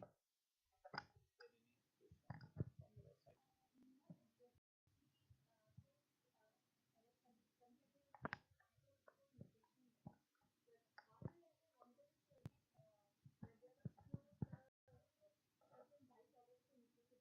Not very much. The few studies I mentioned there was that the added powder to biscuits and to enrich from the point of view and fatty acids on the fatty acids and not affecting the flavor of that biscuit. But there aren't very much studies on that because other species are also valuable to make that.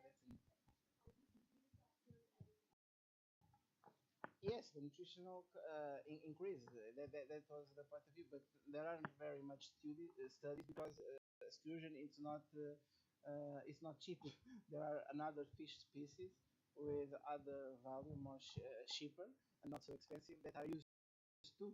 So that's the reason the sturgeon it's not so studied from the point of view of nutritional value. It is a very there are few. It is an endangered species, and its price is very high. And people who are looking for sturgeon meat, sturgeon caviar, the reason is not the nutritional. The main reason it is not the nutritional value.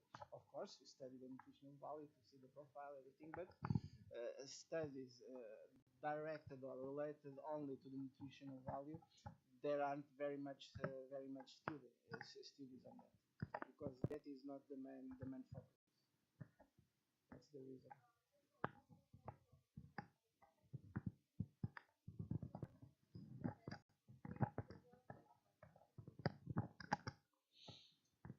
It depends how long the shelf life you want to eat. But non-thermal, I believe it will always better. But also the studies on that are still ongoing because most of people just adding salt and make the preservation, but not a very long shelf life because it loses the main properties specific related with taste. So if possible, people consume it as fresh as possible. There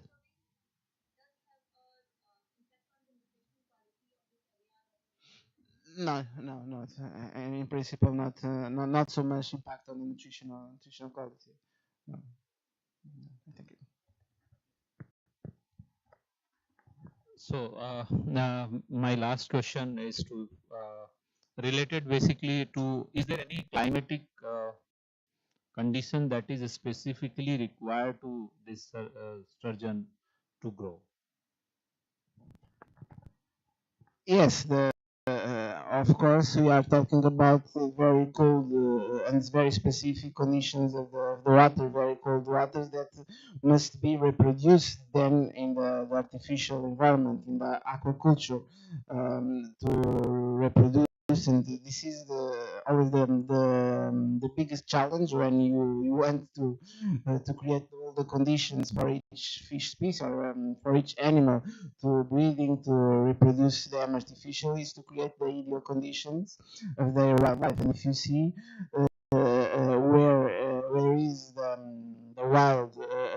wildlife exclusions are very cold waters with very specific conditions, and we have to reproduce that conditions in aquaculture. So I don't know exactly the temperature, but very cold, very low temperatures. That is and of course then there is a specific temperature for breathing. I don't know from the exact values, but there are of course specific temperature ranges for the development and for the breeding of the sturgeon species, and it can varies also also species to species. I present the white sturgeon, and there are a lot of sturgeon species, and it can vary from species to species.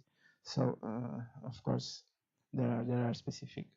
Thank you very much. So, do you think that once everybody is talking about the impact of climate change in food security, so in your opinion, is there any impact has fallen? I means impacted this to be endangered to this sturgeon?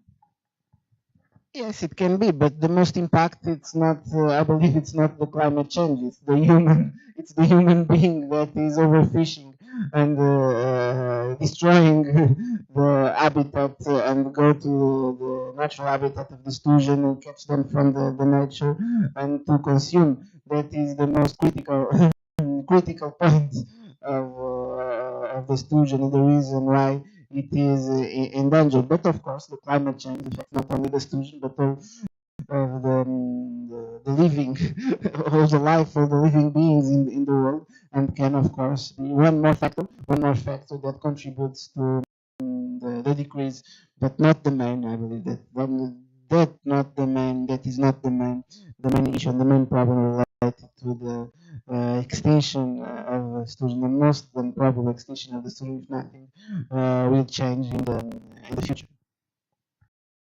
Yes. So thank you very much, Professor, for elaborating all the important aspects that are related to endangered species.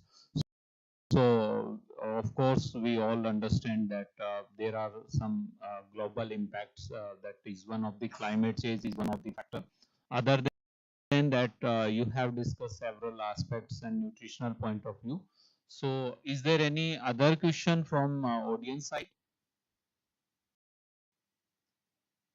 If there is no further questions, then we can close this session. Means this lecture is closed now, and we'll make some announcement for the next session. So in the afternoon, we have another interesting session that is on nutrition security 2030, and yes, now it is okay. So in the afternoon, we have another interesting session on nutrition security 2030 and Viksit Bharat 2047. And the lecture will be delivered by Professor Srimao Nair ma'am. So ma'am will join this session 1:50. So you all are requested to join after lunch around 1:40 sharply. So we can start the session timely, and you can have interactions, and you can clear your doubts. So now over to Akanksha. Thank you. First of all, thank you, Antonio sir, for that really eye-opening session. It's amazing how a topic that sounds so niche can open up such big discussions on sustainability, conservation, and food ethics. I think we all learned something new today, definitely more than we expected about caviar. On that note, let's once again thank Dr. Rapso for sharing his expertise and perspective with us today. And with that, it's time for lunch. Please join us outside. Good afternoon to all. I'm Uma, and so now I'm going to give a short briefing on today's lecture titled The Endangered Delicacy Eating the Sturgeons. So, sturgeon is one of the oldest living fish species on the earth, and it is often called as the living fossil. But sadly, today over 85% of the sturgeon species are on the brink of the extinction. This dramatic decline has mainly been caused by overfishing, illegal caviar trades, and habitat destructions. The main reason behind this crisis is the global demand for caviar, which is produced from the sturgeon eggs. Caviar is considered a luxury food, often called black gold, and commands price more than 10,000 euros per kilogram. And this high economic value has led the unsustainable harvesting, particularly in the Caspian Sea, where illegal fishing and smuggling become widespread. To meet rising demand and protect wild population, commercial sturgeon farming has become the important solution.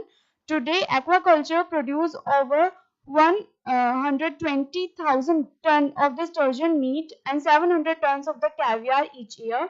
However, maintaining sustainability and animal welfare in these farms remains the major challenges.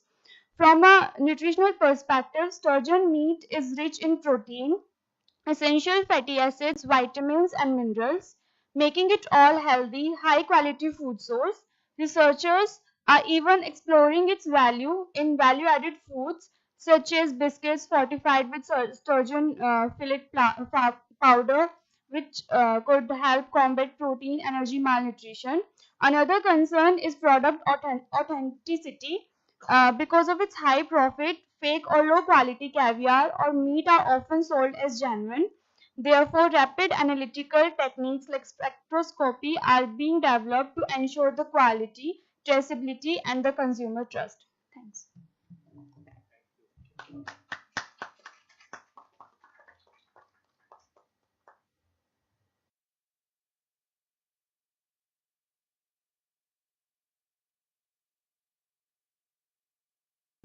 Dr. Tejpal Dheva to the stage. Over to you, sir.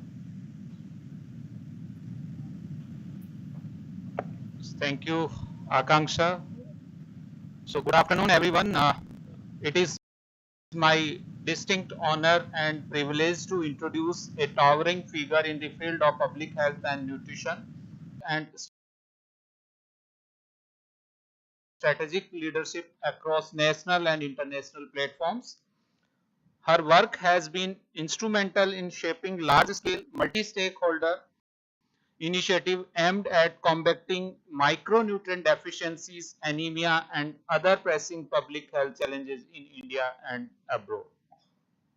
Currently, she serves as scientist and chair of the National Panel on Fortification and Nutrition at Food Safety and Standards Authority of India (FSSAI) under the Ministry of Health and Family Welfare. She is also a key contributor to global nutrition policy as a scientist on the Codex panel for product targeting young children and a technical advisor for rice fortification with the Ministry of Consumer Affairs, Food and Public Distribution. Her collaborative footprint spans across esteemed institutions and agencies such as FAO, WHO, UNICEF, Cornell University, Nutrition International, and serve leading Indian organizations including ICMR, NIN, PATH, and Tata Trust. With over 30 peer-reviewed publications in the last 5 years, 16 of which are Scopus Index, Professor Nair continues to mentor postgraduate and doctoral scholars while influencing policy and practices at the highest level. Her expertise in the project design, strategic planning, government liaison, capacity building, and advocacy has not only advanced public health outcome but also strengthened institutional partnership across the continent. Please join me in welcoming Professor Simao Nair, a visionary leader, a scholar of impact in our GIAN course, Food Security, Nutrition and Innovation, as the first national speaker on the topic Nutrition Security 2030 and Viksit Bharat 2047. Now over to you, ma'am. Thank you very much. Thank you so much, Dr. Tejpal. Thank you for inviting me. I would like to congratulate you and thank you so much for inviting me.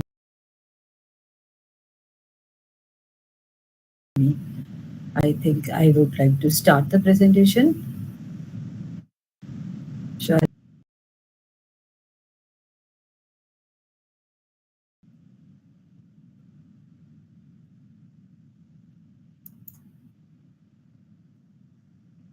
Has the screen come there?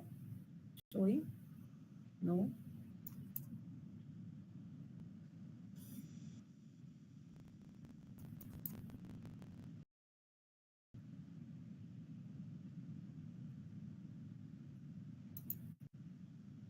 Yeah.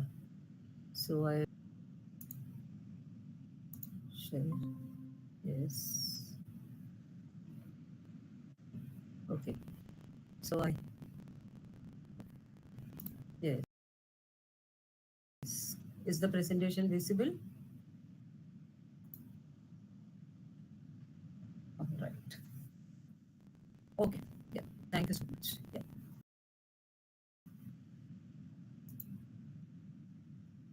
Good afternoon, one and everyone present out at Haryana Central University. I'm glad to be here today for giving you a brief idea on Nutrition Security 2030, Viksit Bharat 2047, where your university is organizing this event with Global Initiative on Academic Network Program in collaboration with Ministry of Education and Department of Nutrition Biology requires a laboratory nutrition and innovations. I felt that a lot of things would be known to you and would like to start. How do we talk about food security? Is when we remember the great legend Dr. M.S. Swaminathan, who talked to us about how Green Revolution brought in the 1960s, where it addressed the hunger and poverty issues to a large extent. So, being a legend, he had been largely successful in addressing the calorie hunger through increased supplies of access to food grains, particularly rice, wheat, and maize for all our populations to consume. But we have passed now so many years or after 1960s. Now we have one thing to address now is the hidden hunger caused by inadequate access of micronutrient-rich foods. So when you look at the per capita availability of different crops and food commodities in India from 91 to 2018-19, what you would see is per capita availability of food grains per year has changed, and you would see the food crops consumption has come to better level, and these have now gone to little less on 60% consumption. But when you look at what was available, apart, the people have started consuming more of pulses, eggs, livestock, and any dairy products and edible oil and sugar, which talks to us that the food availability reflects significant changes in the Indian food basket, that people are now able to afford and the foods are accessible to all the populations.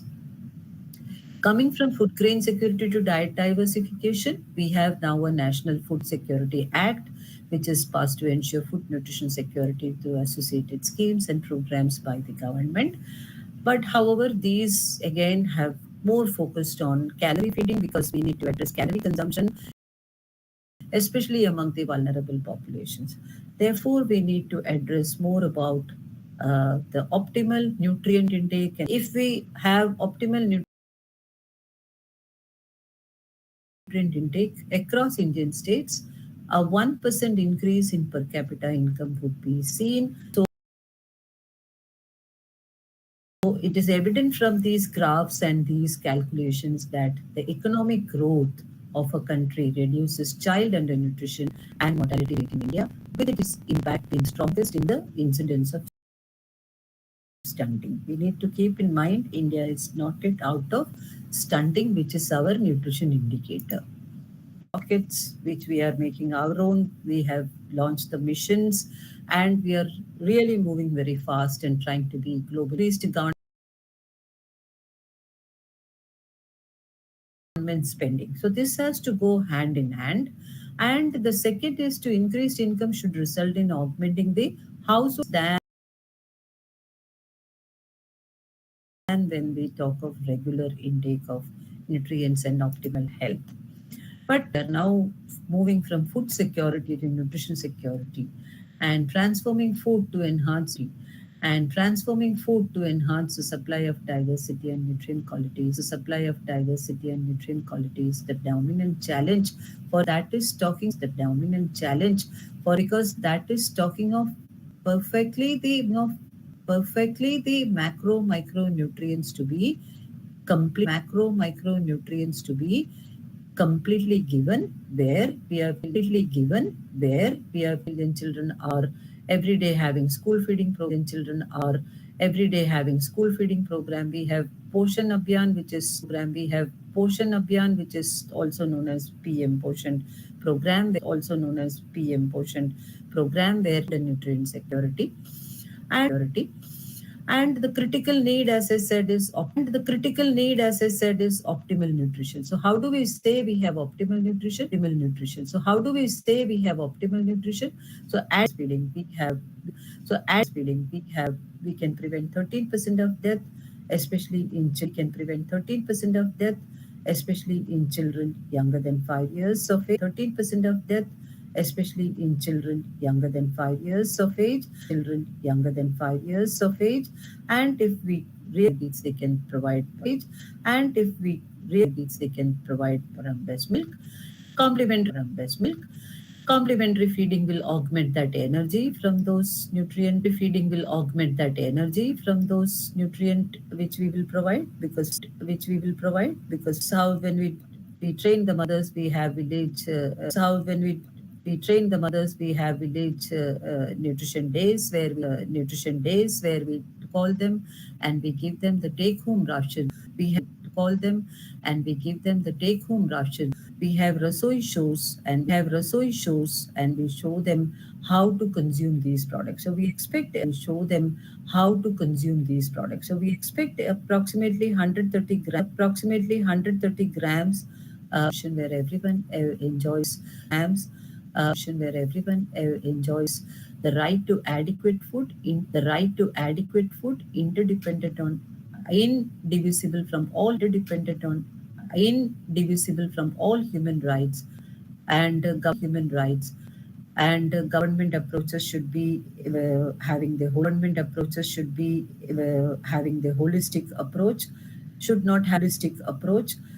not have conflict of interest, respect skill. Now continuing as INSP program part 2, which is integrated nutrition support program and addresses also called to the Anganwadi. The girls are called every Tuesday or every second Saturday, where in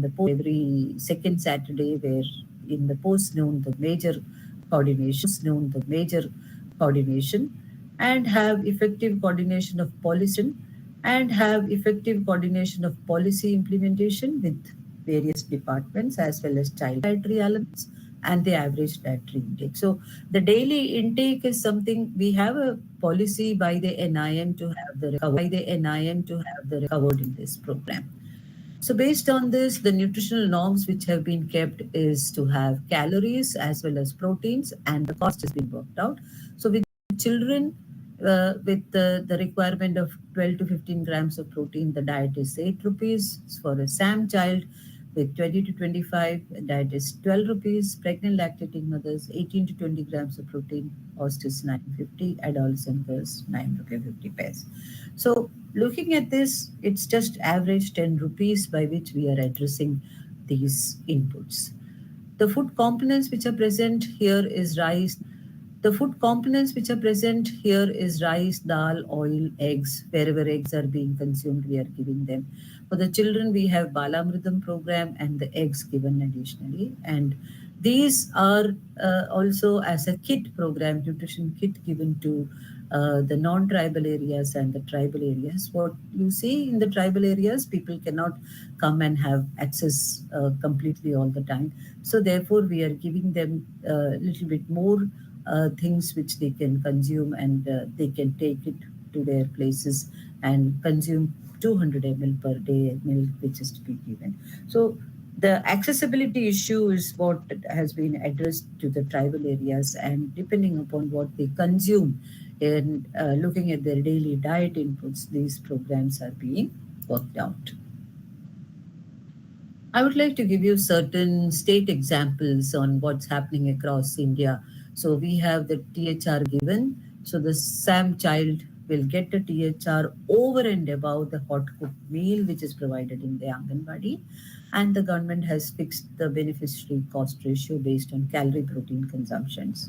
So as I said, The per head ration cost will be rupees 7 for pregnant lactating mothers, rupees 6 for a normal child under 3 years, and rupees 9 for a severely malnourished child when you take all the average cost into consideration. So government of Odisha worked out a program based on this with ready-to-eat products, which is wheat-based, which they call as chartua, which is in the form of a clear chart. And this they have made intentions that the mother consumes it specifically and not enters the family kitty. If it goes to the family kitty, what happens is interdistribution among family members can happen and it will not give the appropriate results which we want. So these guidelines are universally operated throughout the states, and this is implemented through the partner who is the self-help group women who are there, and they are instructed how this is to be carried out.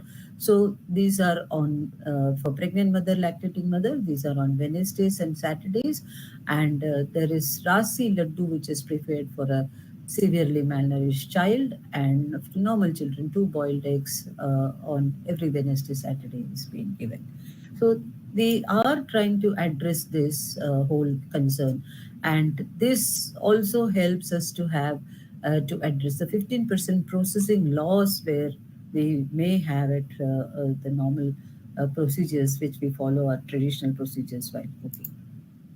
So that's the way we are working, and this is the just to show you the Russian entitlement on how we are looking at it for 6 months to 3 years with 21 grams of protein. So if you look at this, the SAM child gets the best protein, and 3 to 6 year old children gets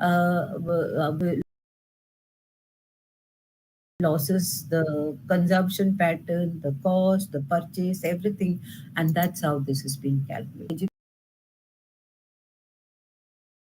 Educate mothers in local language. So the 1,000-day approach has been used in this. So 270 days of the child up to 2 years, which helps them to address all the optimal nutrient care which needs to be done. So this is a workout which has been given by the World Food Program because they are the ones who address the emergency in people and the UN people to make it as an emergency approach to address the growth and development of the children of the country. So that's how each country has to look at their requirements. So we have the recommended dietary allowance which is being given to us by the NIN. So we're looking at all micronutrients, B6, B12, vitamin D, as per recommendations from WHO and FAO. And we are also looking at designing these based on the THRs which we are giving to the population. So this is just a chart to make you give you the view of this whole issue. The type of products which we are developing, take-home rations, about 87 products we have, and the 55 products have certain divisions, ready to cook and ready to eat. Of this, the ready to cook, 40 products are fortified, 6 non-fortified. Ready to eat, we have which have fortified 5 products and non-fortified 4 products. Over and above, we have dry rations given to each household, and we have hot cooked meals which we are giving. So that is the way the distribution is done, and the distribution of the THR also to extra 2 states where we can see the 10 state divisions where who is purchasing what, and Andaman, Nicobar, West Bengal, etc. have a mix of either specific products or a hot cooked meal products in combining. Where you see the blue color, you will see all 3 combined aspects being addressed in most of the states. So there is a norm which has been revised for the supplementary nutrition program by the WCD ministry, and we came to conclusion on an average 500 kilocalories to be provided with 12 to 15 grams of protein to children, and 800 calories with 20 to 25 grams of protein for a SAN child, 600 calories, 18 to 20 grams of protein for pregnant and lactating mothers. Then we also looked at these fortification guidelines, how much to give, what vitamins to add. So as I said, we are having 9 micronutrients added into this. So we are looking at all these micronutrients which will play a major role in shaping up a mother's intra-uterine requirements.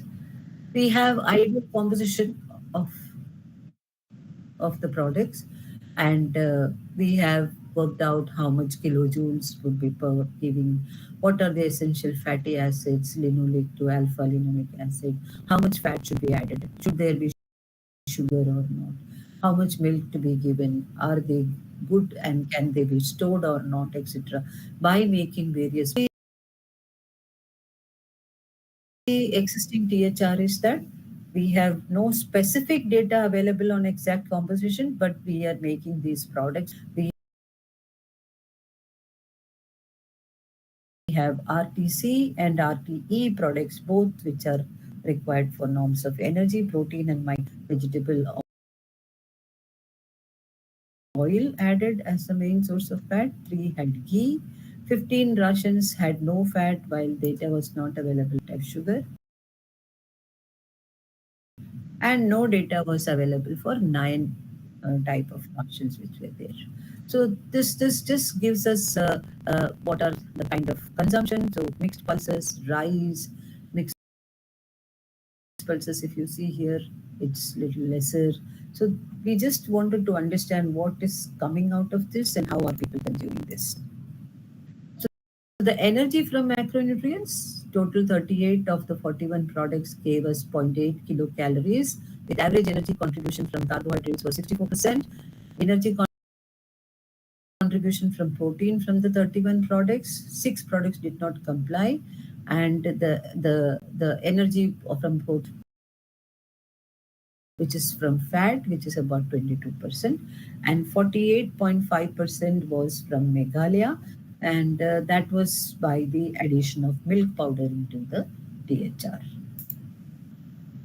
Energy from sugar, from 24 of the 41 products did not comply to the global guidance of the sugar contribution, and average sugar coming was 23% from Panjiri being highest, which was 33% distributed in Delhi, and lowest energy dense in Dalia, which is in UP, and of the 11 products.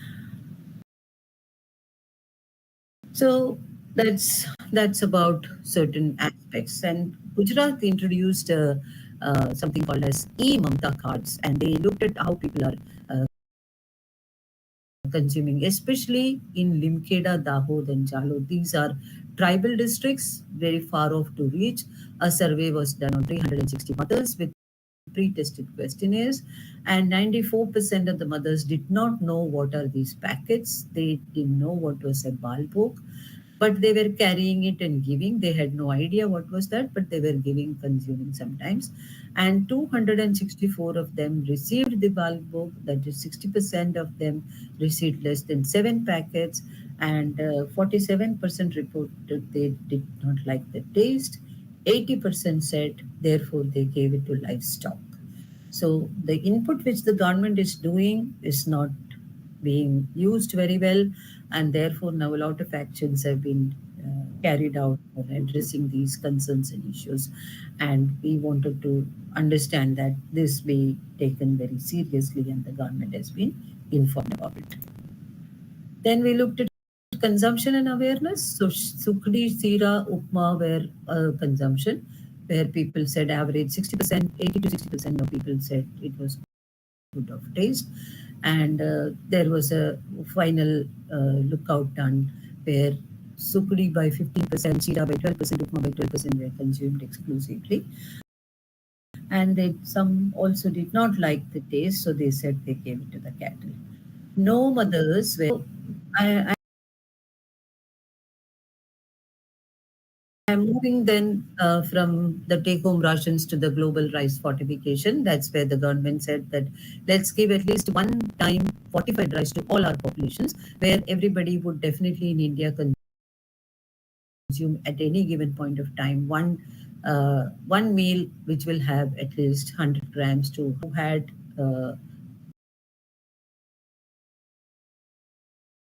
doing various aspects of the technology for fortification, and these still not very great, and not that every time we are giving optimally made rice, but some plus and minuses added to the system, and that is where we are adding few micronutrients to the rice and then making the rice. So these are the where various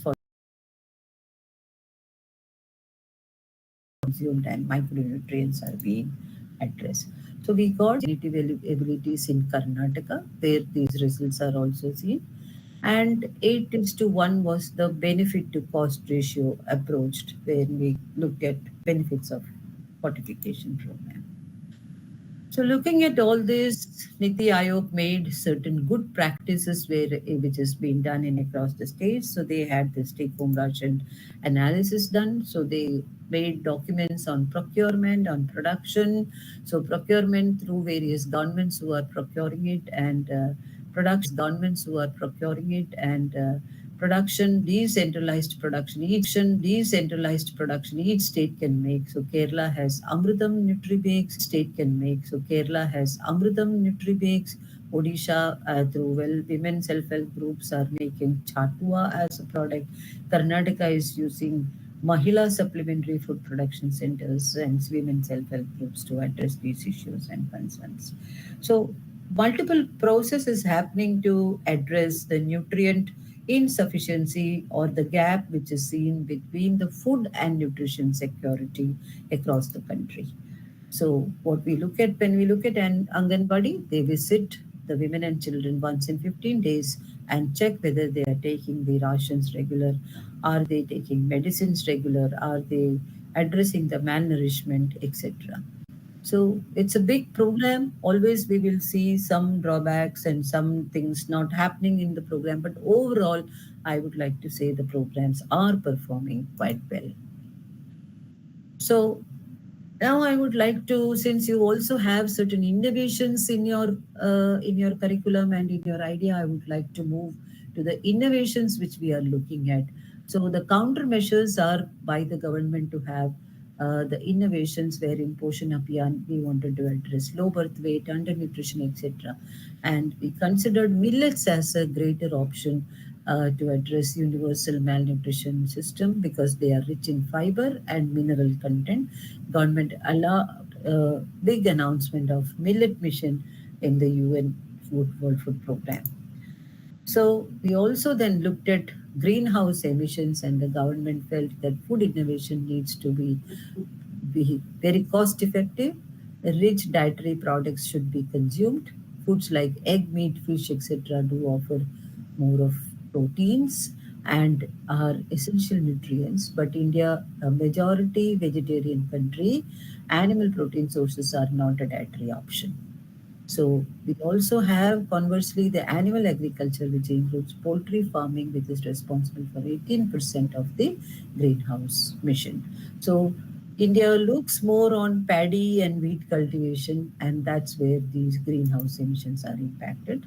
So there was a look on the vegan diets, what needs to be consumed. So the development of protein-rich food with egg, meat-like textures were explored in India. So we have a new segment of plant-based proteins which are coming very high, and we are having a very high biodiversity on that. So various consumers and stakeholders with lot of startup.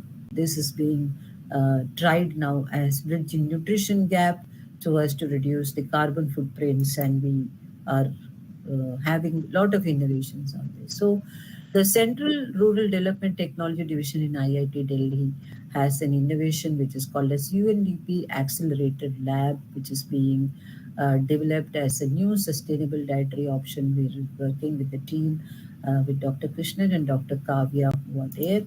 And what they are looking is making new domains of developing nutritious dietary options with plant-based eggs and the protein levels, which they are making with good taste, texture, appearance would be like the real eggs, but they are not an animal product, it's a plant product. And leveraging age-old kitchen pulses for extraction of protein isolation. Those technologies are working out. So these eggs will contain lentils, legumes, chickpeas, pea, and other plant sources. It's something like if you have seen the tofu, something like that is being tried out, and this is being done. And these are with natural colors, with lentils and purposable kitchen colored condiments are used to have the exact poultry look. I would like to give two examples of innovations which is happening in African countries. One is Amini. It addresses the Africa's critical data scarcity on agriculture and efforts to minimize post-harvest losses. So they have adopted certain sustainable practices, and that helps them to have end-to-end data aggregation for understanding diverse land scale cropping, leveraging the real-time satellite methodologies and imageries to have spatial mapping and existing data maps with the client data they are trying to use maximum. They further moved on using artificial intelligence, machine learning, and Amini measures crop conditions, water stress, soil moisture, etc. So they've developed this as a program, as an app, which is helping them to do this. There's another one called as Carpolax. Carpolax addresses the global challenge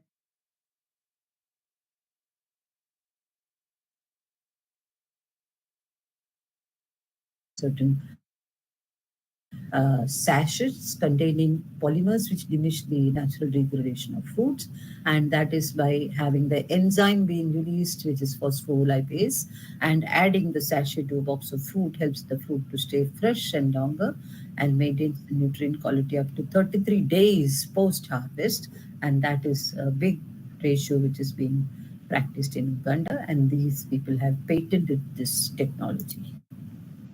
So I would like to bring this. We need more policy based recommendations. We need to strengthen our regulatory mandate standards. We need more financial investments, and crisis affected regions should be addressed separately. We need to educate our communities, and we should have wide options and spread, adopt the various villages and states which needs to be addressed critically. And future actions should have non-medical academic and medical academic institutions to have periodic basis of using THR, SNP, augmenting the pregnant mother's health and children's health. And we should have context specific demand improvisation, especially through the ICDS service, because they are the largest reaching out populations. So, looking at policy and conclusions, I would like to say food fortification is one of the public health strategy where we have efforts are being made and products are being made and sold.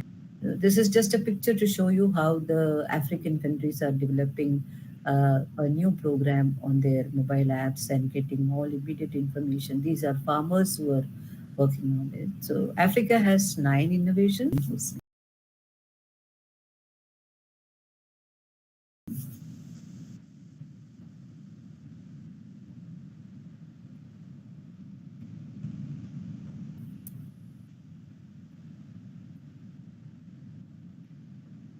So I would like to Improvisation of these microbiota. They are working on the microbiome axis disease which can problem. This will take a little bit of time. We have just started all this, and we'll have certain question related to the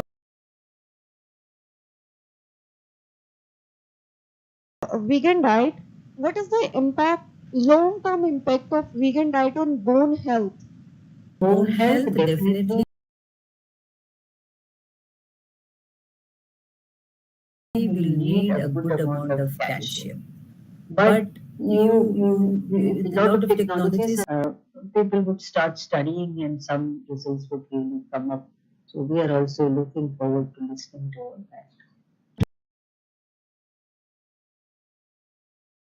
Nutrition security 2030 is linked with Viksit Bharat 2047. There is a 10 years gap. Also, like what it does actually mean. So that's what I said. In 2013, we launched the Food Nutrition Security Act. We never had an act which also says that everybody should get good food, equal nutrition, equal sensitivity on this whole approach. So from that, when we started experimenting, we saw that we are not providing optimal nutrition to everybody, not providing optimal food to everybody. So the first approach of the government was to improve the public distribution system. So now we have food security completely done by having 2 rupees of rice and 3 rupees of wheat per kg, and we give approximately 30 kg to a 5-member household across the country under the One Nation, One Ration program. So I have a ration card in Gujarat. I can go to Delhi and also buy the ration, or if I go to Kerala also I can use the same ration card. So first is food secure, so I am getting my calories adjusted. Second is nutrient security. So once we came out of that poverty and the hunger issues, we are now addressing the nutrient security. So micronutrients largely, and proteins, which we are encouraging people to consume proteins. Definitely the cost for proteins are very high, but micronutrients we are giving them as take-home rations and trying to address the optimal nutrient gap, and that's where we are coming up. So I would like to say from 2013 to 2023, and then from 2023 to 2047, where more technologies will be leveraged for having improvised nutrients, especially as I said, India being a vegan country, I mean vegetarian country, more vegan diets, and we are also now having agriculture, climate change, etc. So we are also looking at carbon emissions footprints which are there and trying to address. And when we say Viksit Bharat 2047, we want to make India more secure, more nutrient secure, and less carbon. From social media itself, like Poshan Ma. What, like, do you know anything about that, ma'am? Can you just? Yeah, Poshan Ma is to address specifically and encourage the celebrations with all the pregnant and lactating mothers, to encourage all of them, so that we want to create kind of awareness. So how does Pure it duty as well differ as from my that, duty. which you said? Then like there was one more scheme you said, like maternal care. Yeah, so we have ladies are pregnant. Her job is to bring that lady to get enrolled in the Anganwadi services, and a card. That card also talks to her about her health in the local language, and her going to be newborn who will be also recorded in that. So in Poshan Ma, we want to widespread the awareness that all mothers attend the clinics. We also want to encourage and address that missed gap which the mother has sometimes done, because sometimes she is married and gone to another place, and sometimes she is still at her own place. So either ways we want her to get registered, and if she is missing anything in there, I want you to keep in mind that we all consume different types of diets with cultural aspects in our country. Every state and every district, even you will see that there is change in the diets. So, not necessarily everybody is optimally taking all the nutrients all the time. So, to address that, we want that people consume those take-home rations, and the taste of a vitamin mineral mix is really very bad, and therefore we have put the rasoi shows for the mothers to incorporate that 130 grams into any of their regular consumed food products, so that the taste is adjusted and they don't throw it away or give it to cat. The data shows mother often share take-home ration with the whole family. How can program ensure that in that we are bringing the mothers, also the mother-in-laws or anybody who is responsible in the family who takes care of a pregnant mother, we make them understand to the best ability that This is specifically addressing the nutrient deficiency for this particular person. So we all patients, but times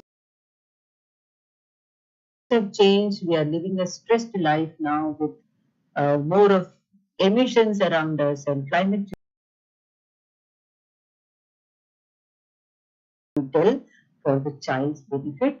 If it is a SAM child, we enroll them in nutrition rehabilitating centers. They sometimes don't because mothers also have other duties and children, younger children or elder children to address at homes. After every 6 months. So at least 2 blood tests we have recommended, and sometimes they do follow up strictly, sometimes. Can we improve THR taste and acceptability?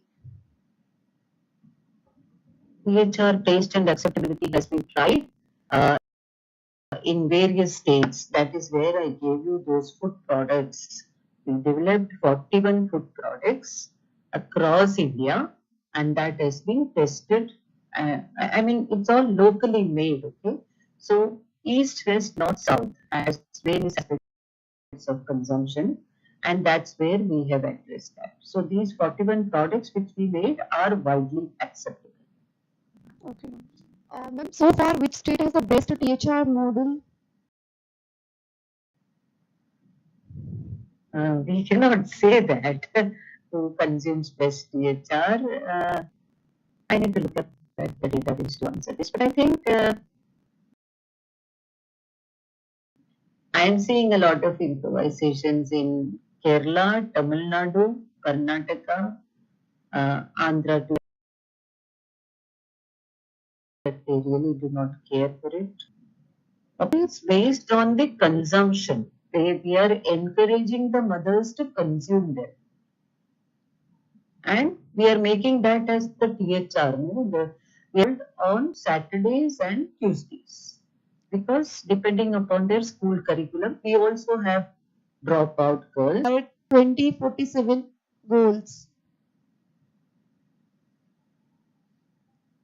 Follow up by digitization process. So we are tracking now digitally.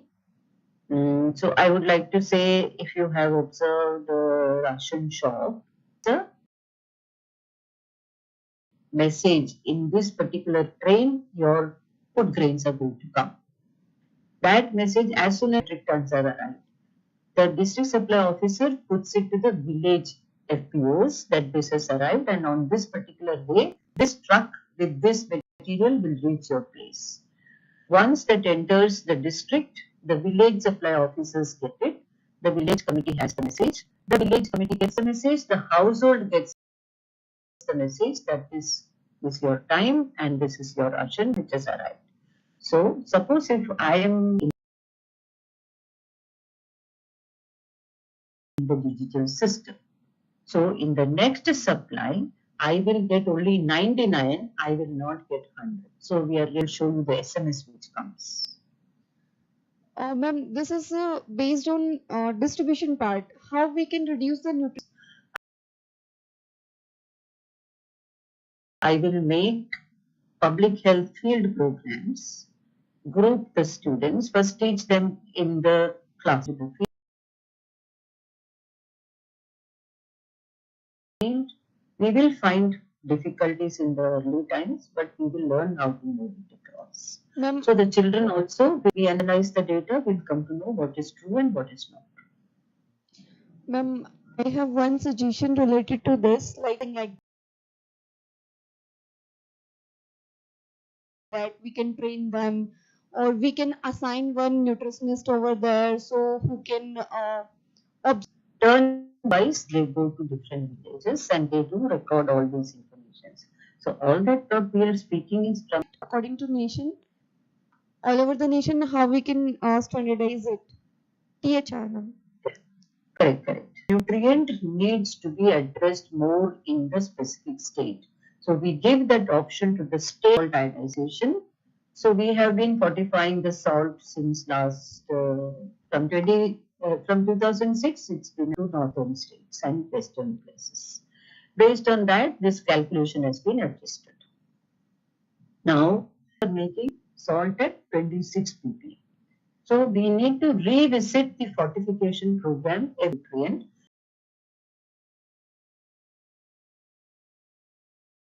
What is needed for the country is being addressed. Ma'am, what's the biggest barrier to achieve nutrition? Thank you.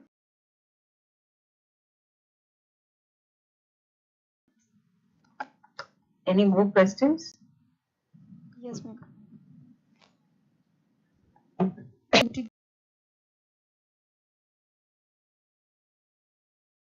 Great community participation to improve nutritional outcomes. And what challenges? A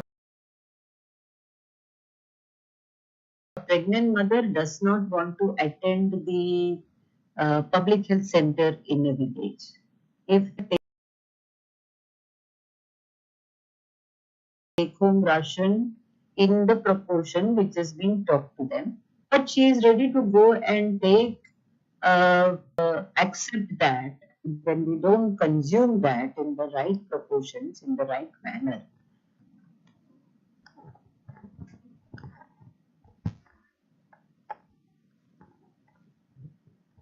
Do you consume chips or Balaji wafers or Ruffles Lays or anything?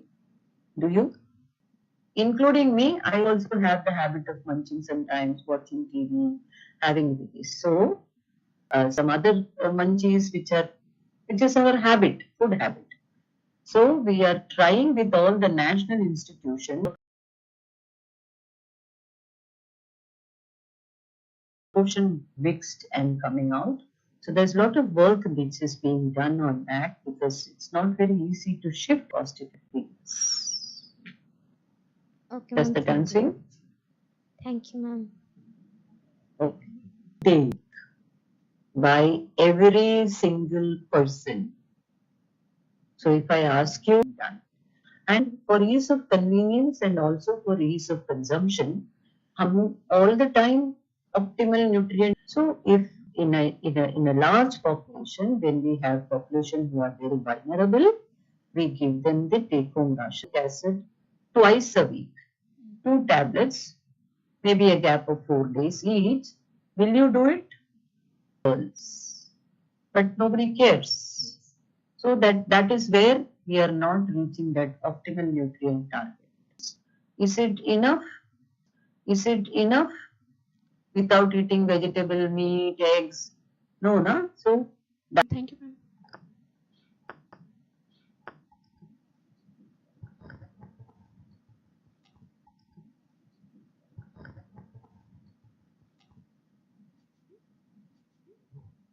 keep running education programs to create critical awareness among mothers and children. One approach, mothers and children. One approach, it's multiple approach where country is trying to have transition in the food and also trying. And the larger vision of Viksit Bharat for 2040. We need to invest more in health and nutrition programs, especially, and in educational institutions have a youth wing. So I would also ask Tejpal to connect you all to that. Similarly, as youth, you can start in your own district some activities which will help.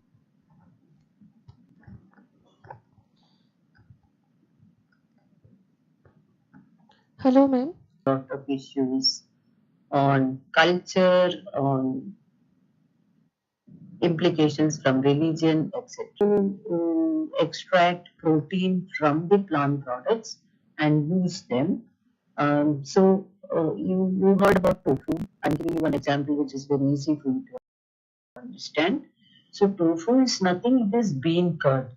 So good quality rajma has to be used and processed to make the bean curd. Second is to use soya proteins. If you look at a lot of innovative models, you will see a lot of soya protein being used in the system. And that is where we are slowly trying to change the animal protein from the plant to the plant protein. So I am a person who consumes vegetarian as well as equally non-vegetarian. Both have different impact on my body. I'm a human physiologist basically. So something what the plant protein gives, the animal protein doesn't give. Something which is by the animal plant protein is better. In some aspects, those amino acids may not come from the meat products. So one can balance and consume depending upon your consumption pattern. Okay, ma'am. Thank you. And one more question: that is it easy to develop protein-based plant food products economically viable? At present, no. We are still working on the cost effectiveness, but the government will definitely promote if somebody has to start a new startup. I hope you all visited the World Food India program, because lot of technologies were exhibited by a lot of national institutions, and that was for all youngsters to learn that these things can be done. There's a lot of effort, there's a lot of money invested, and one can get a lot of startup done on that. Start with a small program and then reach out to larger. Okay, ma'am. Thank you so much.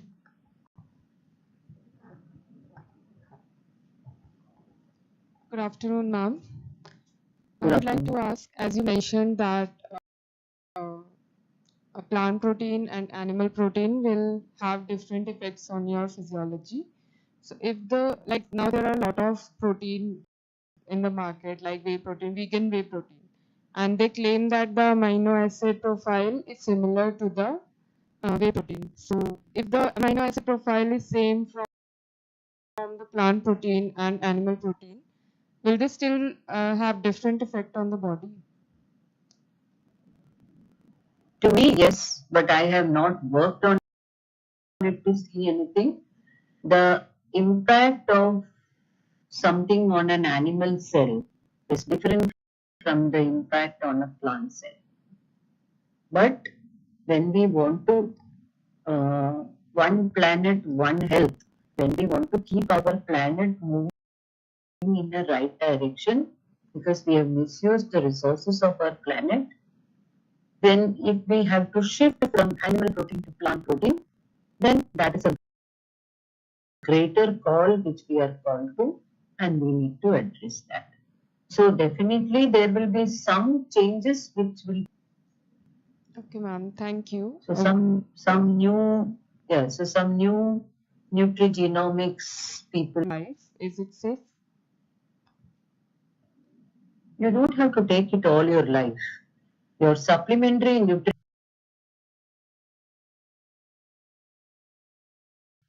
that if is not addressing your requirement, then we are asking you to take the supplementary nutrition. So I will give you one running example. You consume 2000 calories for few months, and you also consume 2600 calories for 2 months.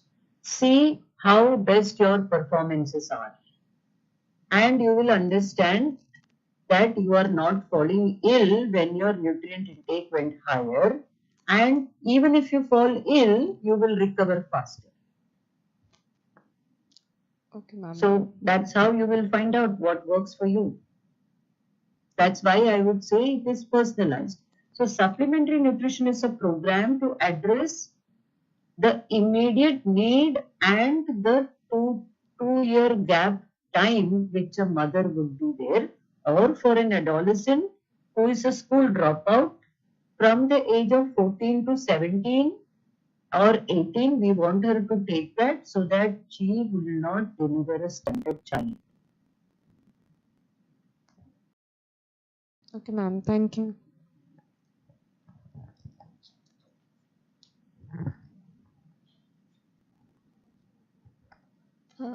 Good afternoon, ma'am. Myself, Vijayani Bihari. I'm from Nutrition Biology Department.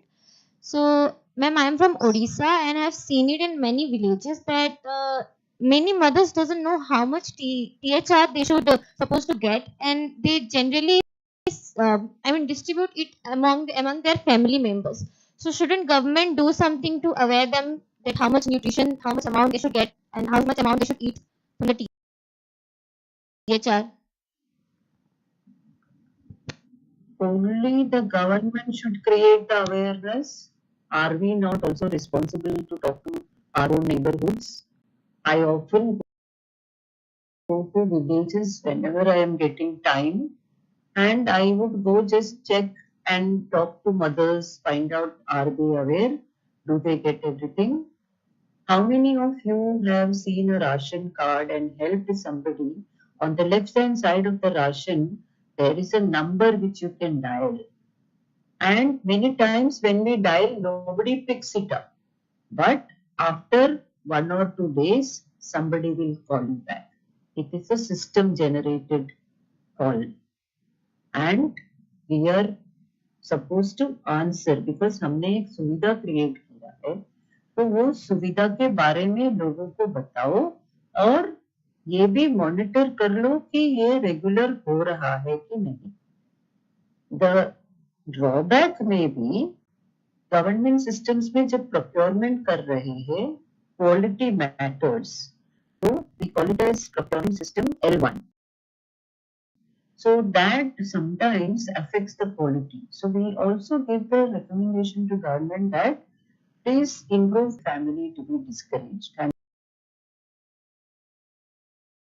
that is where we ask the mothers to come and consume it in the Anganwadi. Now, if suppose a mother is a laborer, every day we cannot ask her to come. She needs to go and earn that money, which is under her portion of work, maybe 600 rupees a day or 300 rupees a day. We don't want her to lose that. So in Janani Suraksha Yojana, we have kept when the mother comes for an ANC, she is given additional 600 rupees by the government because she took programs, and these programs are emphasized. So as I said, now we are putting this satellite education.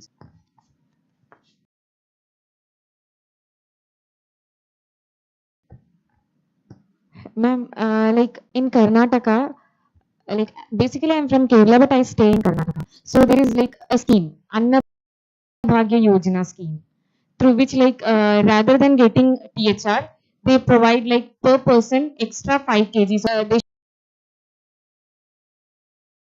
should increase the quality of the THR which are provided. Like they may include something like that because they won't use this amount for the health benefit because it is directly coming to their account of like a female head of the family. If the head of the family in ration card the female is, then the amount is directly transferred to her account, bank account. So I like most of them don't utilize that for their health benefit. So what is your point of view on this? First and foremost, if it is addressed through public distribution system, that extra 5 kg is under Garib Kalyan Yojana, which is given to them as an additional benefit. I am not aware of anybody who can sell it at rupees 34, 35, which you should inform the district collector because to me there is no such scheme. But if the Karnataka government or Andhra government has revised a new thing as per their state protocol, then that must be there because under NFSA, if the household head is a lady and she has registered with the bank, her bank account and her mobile is connected with the Aadhaar, then she gets 60 rupees for purchase of Like per head, vegetables ma'am, every if week. there are 5 members. Right. So that I am aware of, but this is very new to me, which if you can share some details, I will find out. The scheme is called Anna Bhagya Yojana scheme. So Anna Bhagya Yojana scheme is for addressing the most vulnerable, and that is where they are given that additional. But the cost which you said, I am not aware of. Okay, ma'am. Thank you.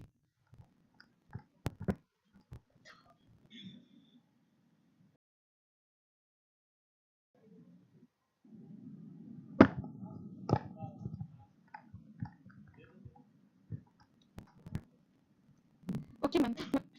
How can vegan ensure the adequate vitamin B12 and iron intake?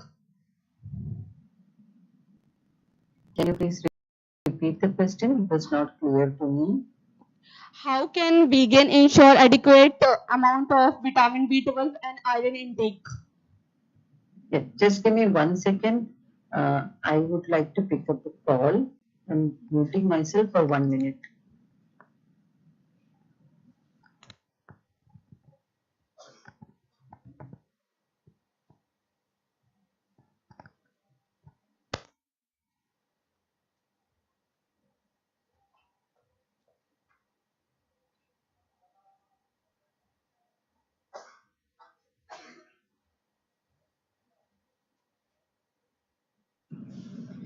Yeah. Am I audible? Yes, ma'am. Okay. Yeah. So, your question was how do we How can address vegan diet? this? Can you repeat the question, please? How can vegan diet ensure the adequate amount of vitamin B12 and iron intake? Oh, ensuring this is a big concern. I have a question to you. Do you know what is your iron level? 13. Yes or no? Yes or no?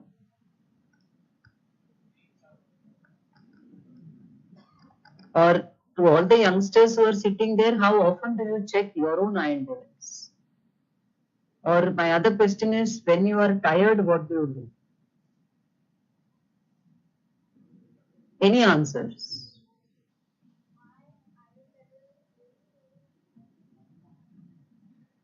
Can you be louder? I am not able to listen to you. Ma'am, my iron level is 12.7, and Very whenever good. I feel that my iron level is low, we can check eyes color. Like if it's not reddish, then it's deficient in iron. So I used to take resins, soaked resins, and it's water. So within 10 days, it's up to the mark. Okay, fine. So since you are aware, you are able to do certain aspects which are there. In communities, people are not aware, so that is where we are trying to ensure the intake through fortified food products and tea foam nutrients. Where in the public health lab, there is a provision for testing the iron, especially for pregnant mothers, and also which is 100 tablets to them, and we also ensure multivitamins. So there is a provision available in the public health system, but you have to go to the public health clinic, or there may be an ESI clinic which is very nearby. If you avail the service is available. There is a new option which is going to come. People are scared to take blood, so a new device is being done, and that will, I think, get popularized. We just have to keep the small finger into the machine, and we'll come to know what is the level of our hemoglobin. So that will take a little bit of time to come into effect with everybody, because at present cost effective we have it, and that will help us. So to ensure, if you go at least check once in 6 months what is your level of hemoglobin, then there are ways of means and addressing that. And people should consume iron folic acid. That's why I said, all of you, even though your iron is say 12.7, my iron last month is 13.9. The moment I feel tired, I understand my iron level has come down, I will take supplements for 3 weeks, stop for another 2 weeks, go and check. So I'm now 63. I still do that. I find that my neural system is not great, I'm having memory loss, I will take supplements of B12. So I am as I said, I am a person who eats quite good food. I'm a foodie basically. But there are nutrient gaps because maybe I'm uh, working, I'm not addressing my own requirements sometimes. Many things can happen. So intermittently supplement yourself. Also, when it is a community approach, give that opportunity to the most vulnerable. Encourage them to encourage them to go to the clinic, encourage them, be with them, give that support, talk to them, and make them understand that this is available. We need to take. So that's how we are encouraging communities for the same. Yes, yes, ma'am. Thank you so much for wonderful lecture, and our students are benefited. You have touched various aspects nicely, transforming food security to nutrition security. You have nicely explained our young generation to PDS system and nutrition impact through flagship schemes, Government of India, various schemes, their impact with citing practical examples. And you have touched the key drivers of policies, their status, critical need, and optimal nutrition.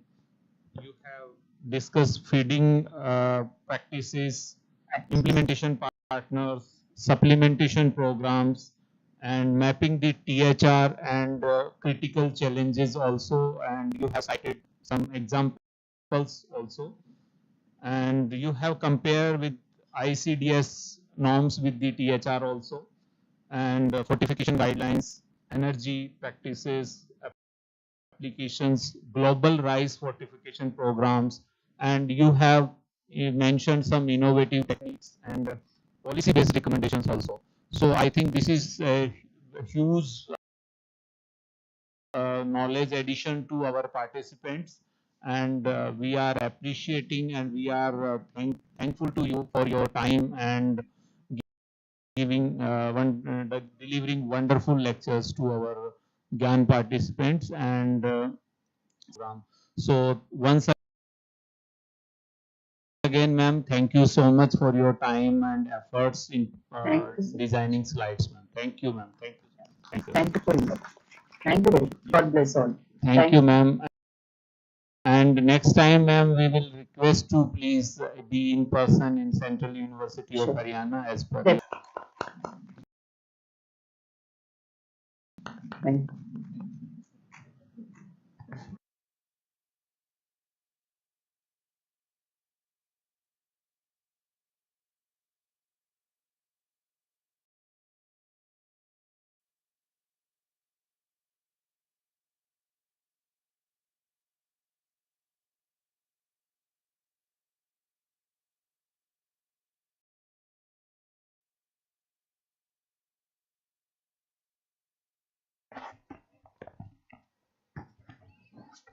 Before we reassemble for tutorial, I would first like to invite Uma on the stage for the briefing of the previous lecture.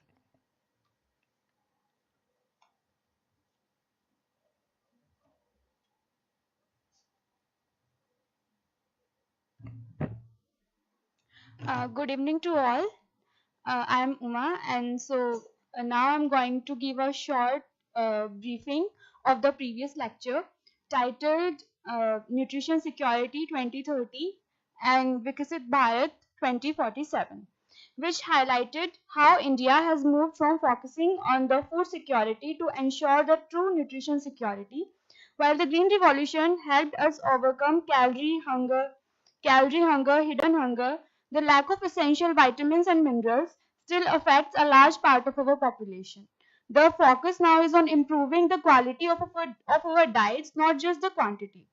Economic growth has reduced undernutrition, but its benefit must reach everyone, which is why programs like Poshan 2.0 and Saksham Anganwadi are also important. Through initiatives such as take-home rations, fortified foods, and awareness campaigns, the government aims to support children, pregnant women, and mothers with better nutrition. one major step forward in rice fortification, since most Indians eat rice daily, enriching it with iron and folic acid and vitamins, which can help to reduce the anemia and improve overall health. Many states are adopting best practices like better packaging, regular quality checks, and local innovations to improve taste and acceptance. As we look ahead, nutrition security remains a cornerstone for achieving the healthy and developed India by 2047. Let's remember the key message: eat right, eat fortified, and work together for nourished and stronger nation. Thank you.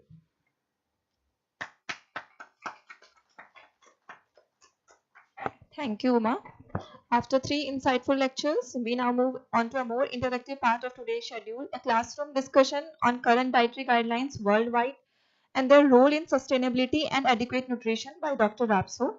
I encourage everyone to participate, share your perspectives, raise questions, and connect global evidence with our local realities. I request Dr. Rapso to come to the stage for the tutorial session. Over to you, sir.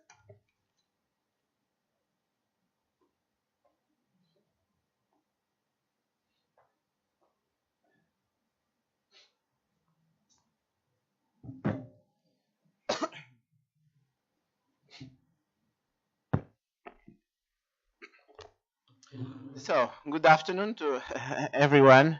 I hope you have a very stimulating day of conferences. And to close the second day, of course, we will have some time to discuss on the current dietary guidelines worldwide and their role in sustainability and adequate nutrition. This discussion, in truth, should happen after our first two sessions, the two sessions of yesterday. But of course, due to the opening session, this was shifted to this time. And of course, some of the topics I bring here to you have already discussed, not only today, but also yesterday, and with your questions.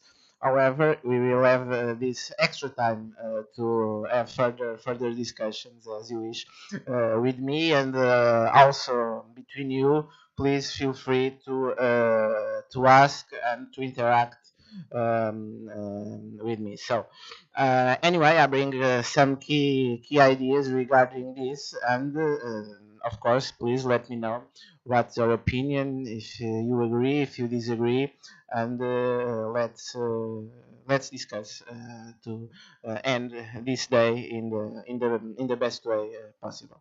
So the first key message: the dietary guidelines, as well as the organizations that establish the recommendations, are not homogeneous across regions of the world.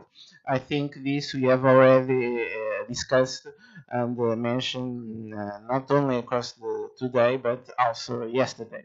Each country utilizes specific icons to better describe to the public easy ways to follow specific recommendations, including the use of pyramids, plates, and other forms of presenting information. This is what we have seen in the first session of our course. All dietary guidelines are updated within certain periods to ensure that new findings or specific changes are communicated to the public. So this is the relation between the science, the advance of science, the knowledge, and the construction of these guidelines, of these tools, to communicate to the populations, to the public in general, how to follow the more adequate diet. The world's population is estimated to come to 9 billion people by 2050, which would incur severe food scarcity and would seriously hamper global food security.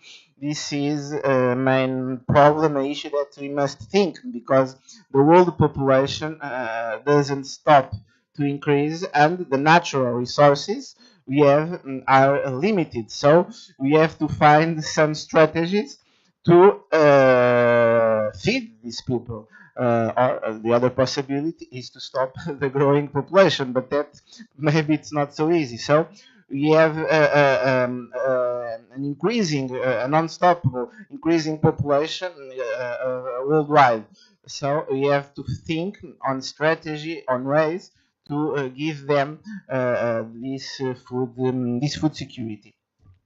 Realistic options should be established for promoting sustainable agriculture systems, improving nutrition, and achieving food security to end hunger in our nations. So this is obvious, I think, and be always in mind the sustainable development goals that we have, someone related to spiritual, ecological, and people, and of course to make everything to achieve all these goals. Taking this in mind, I would like to open this discussion to all of you who wants to make some comments, some question, to interact with me, with between you. Please, now it's time to discuss about these topics. We have talked in these 2 days in the course, specifically in the two first sessions.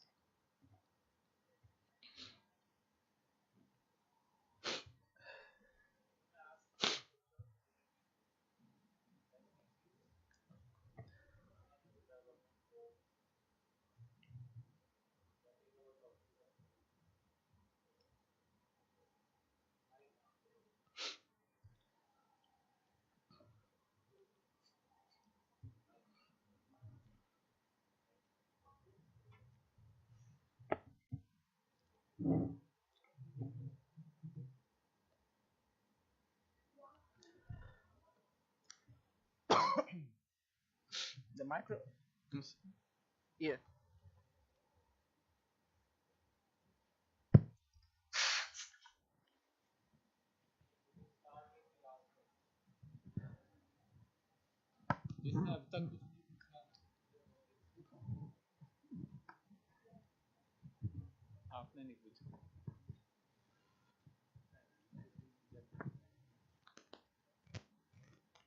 It can be a comment, not a question. It can be your vision of this what you have talked, what you learn, what you think, what you agree, disagree.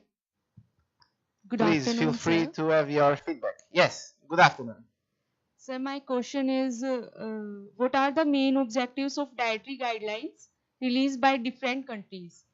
The objective, I think, and please disagree with me, the objectives are all the same. It's to make the populations eat more properly, according with these dietary guidelines that are designed to make people healthy options in their day-to-day life and have high quality of life.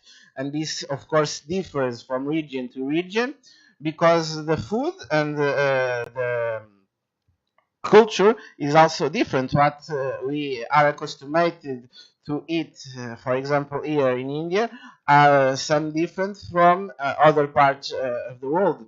The foods that we have available here are different from those we have, for example, in Portugal, in Spain, in other regions. And one of the main message we want to give to the people is the preference for the consuming of local products. So taking this in mind, I think it's obvious there must be differences between the guidelines because there are differences between these foods, differences between these cultures, but the main goal, the main objective of these tools, these guidelines, is teach the communities, the populations how to eat properly and according with these guidelines, according with the recommendations preconized by entities like World Health Organization, FDA. So that is the common goal of to use and to employ these dietary guidelines. Thank you, sir.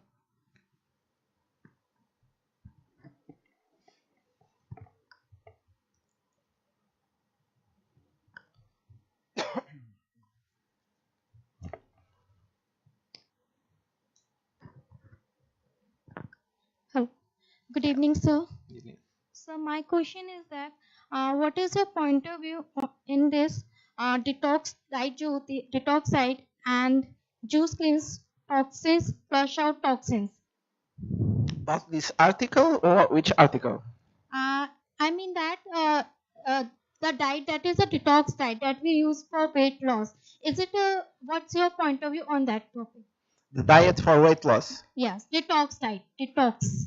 Detox. I have difficulty in to explain what is a detox diet because, in my opinion, there isn't a detox diet. The foods are not shouldn't be seen like that. This is a terminology that I really hate for the foods when we talk about detox foods, detox juices are very in how can I say, in fashion, but I don't see foods as detox or to intake some specific food to purify or to detox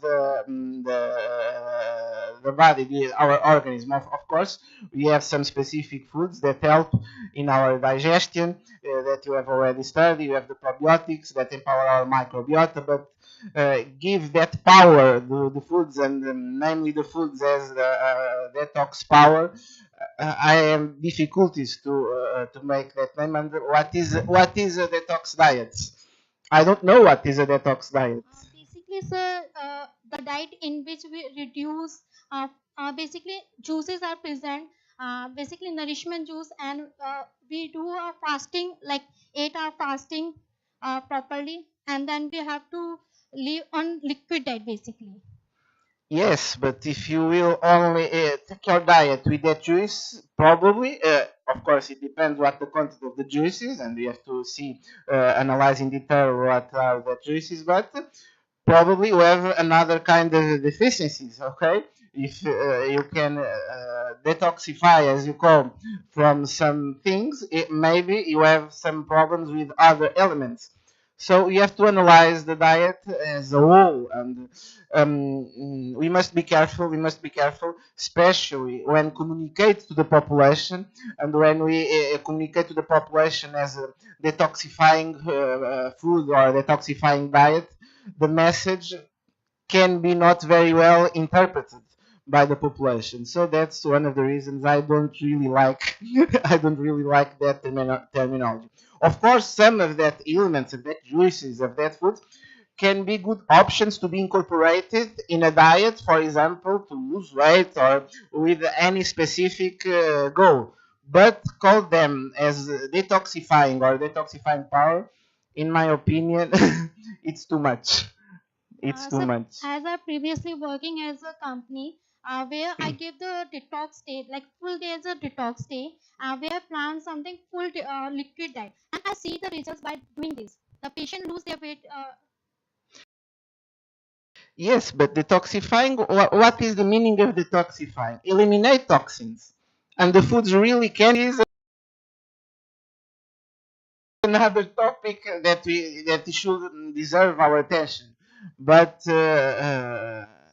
most of them by itself and by its diets, they are not so powerful as we pass through or as we communicate to the population, and we must be very careful, very careful with that, because the interpretation of the population sometimes, or unfortunately most of the times, are not exactly what we health professionals want. So we have to be very careful in the use of terminologies. Yes? And in my opinion, that terminology, detoxifying foods, detoxifying diet, people will think that they can make everything and then will drink that detoxifying food or joy and everything is fine. And as you know, is not so like that. Okay. Thank you so much, sir. They can be interesting options to be incorporated, but not only for themselves are everything or have that power of detoxifying everything not so good that the population will make in other meals by intake other foods. That is why I'm very careful in the using that terms. Thank you so, sir. Thank you for your question. Good afternoon, Good sir. afternoon. So, what challenges do government face in your country while enforcing the dietary guidelines? Like in here in India, we have certain taboos and cultural, socio-economic factors which hinder their enforcement of the dietary guidelines. So, I want to know that in your country, what are the challenges that government face while enforcing the dietary guidelines? In my country, the main challenge is to have the health professionals to communicate with the population and to explain the guidelines, because this is not only to include the pyramid or the plate, and the population will learn for themselves the recommendations.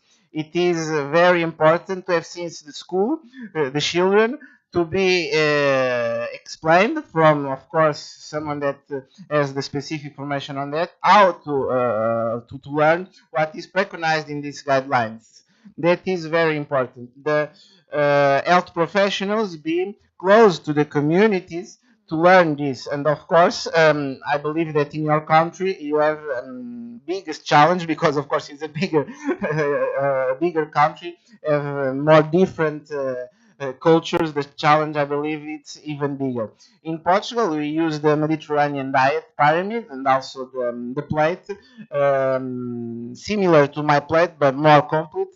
Are the main tools we employ to teach the population, even children in schools, but not only children, also adults and elder people.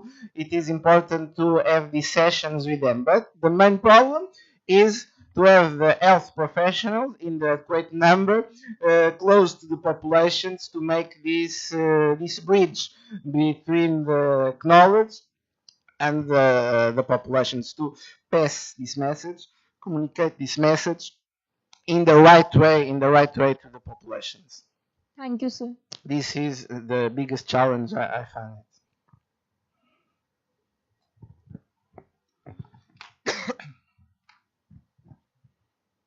Good afternoon, sir. Good afternoon.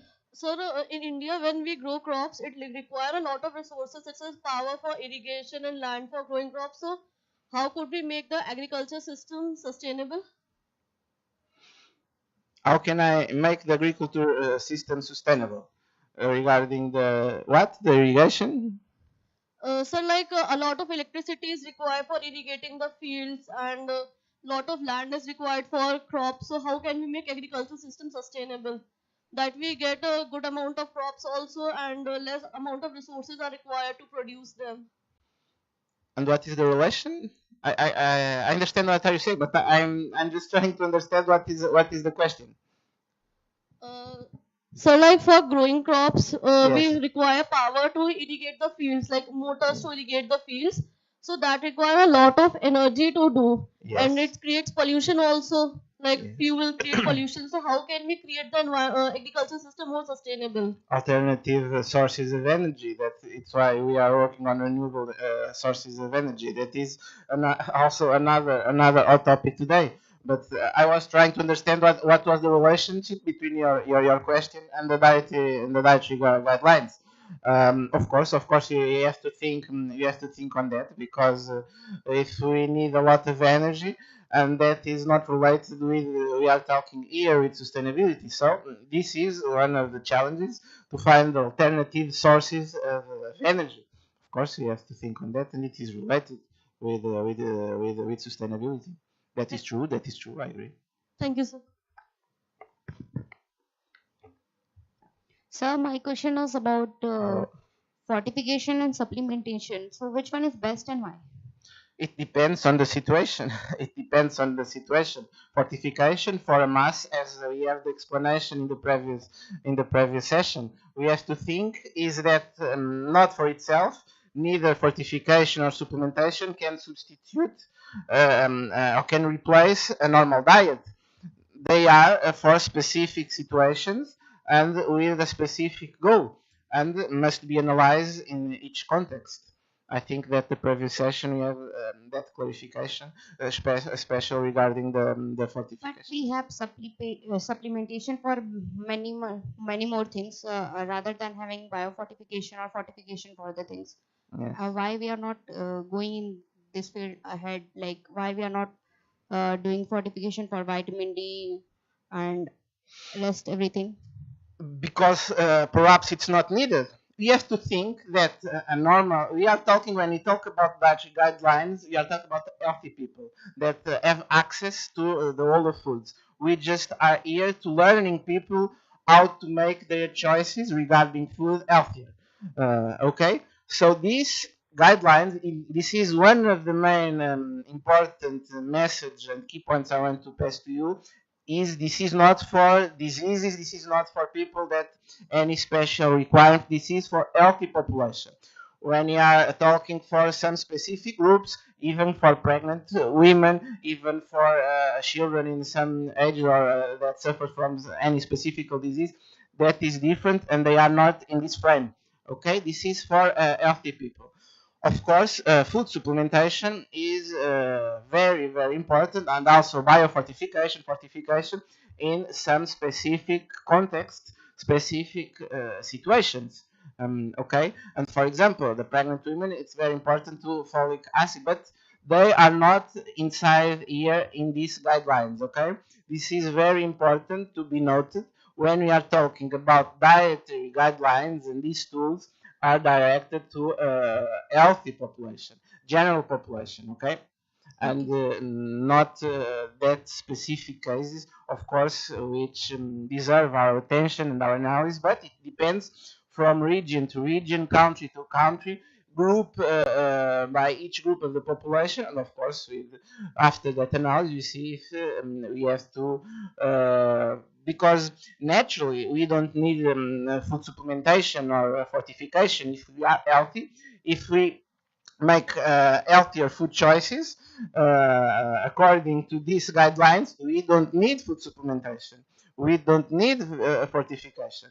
But of course, in sometimes of our life cycle, and sometimes in our physiological situation or any disease or for any circumstance, we will need this supplementation. Okay, and that must be analyzed in the in that time. Okay. Thank you. Thank you. Hello, good afternoon, sir. My Good question afternoon. is, how can we balance food production with environmental production? Sorry. How can you balance? How can we balance food Yes. production with environmental protection and sustainability? That is an interesting question that encompasses all what we have talked. Anyone wants to answer or give an idea about this to balance the food production, the environment, and the needs of the population? Is that your question, right? Sustainability. Yes, sustainability. How can we harmonize all of these pillars? I think this just summarizes what we have been talking until this moment. Is it easy? What do you think? Anyone can? Your colleague? This is a very interesting question. How to harmonize food production, food products, and sustainability? We can do so by making the food processing procedure more sustainable, like reducing the wastage. Yes, that's very important. That's a very important point. Reducing the food losses, the food waste. Yes, I agree. Because 1/3 of the food produced is wasted during the production or during the transportation processes.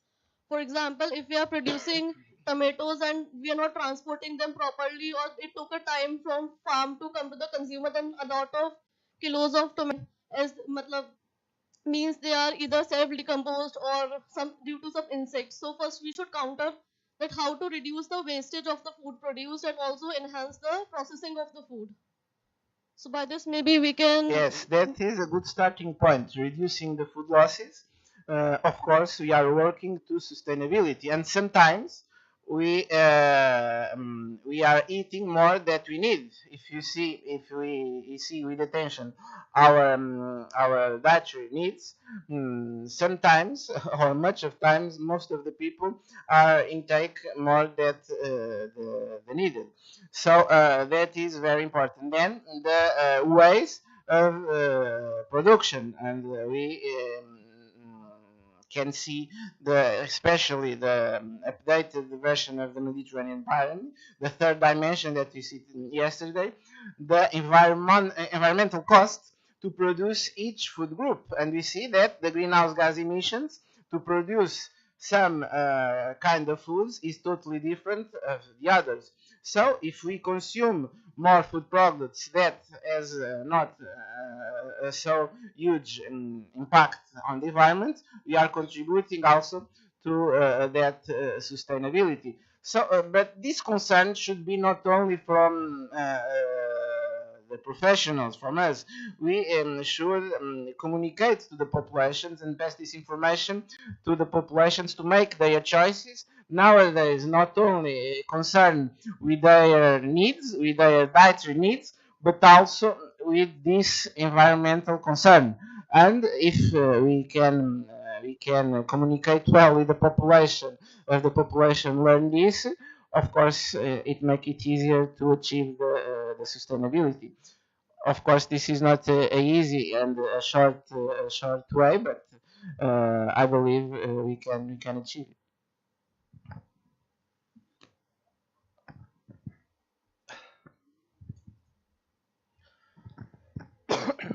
Good afternoon, sir. Good afternoon. So, like, my question is, like, I don't know if you are aware that, but in India, the basic oil which we use for lots of food preparation is palm oil, and it is highly in saturated fats. Yes, yes. So, do you think that there might, like, we should inculcate some sort of laws enforcement to minimize the use of palm oil as a source of oil, and to replace it with at least sunflower oil? Yes, that's a good question, but sincerely, I don't know how to answer you.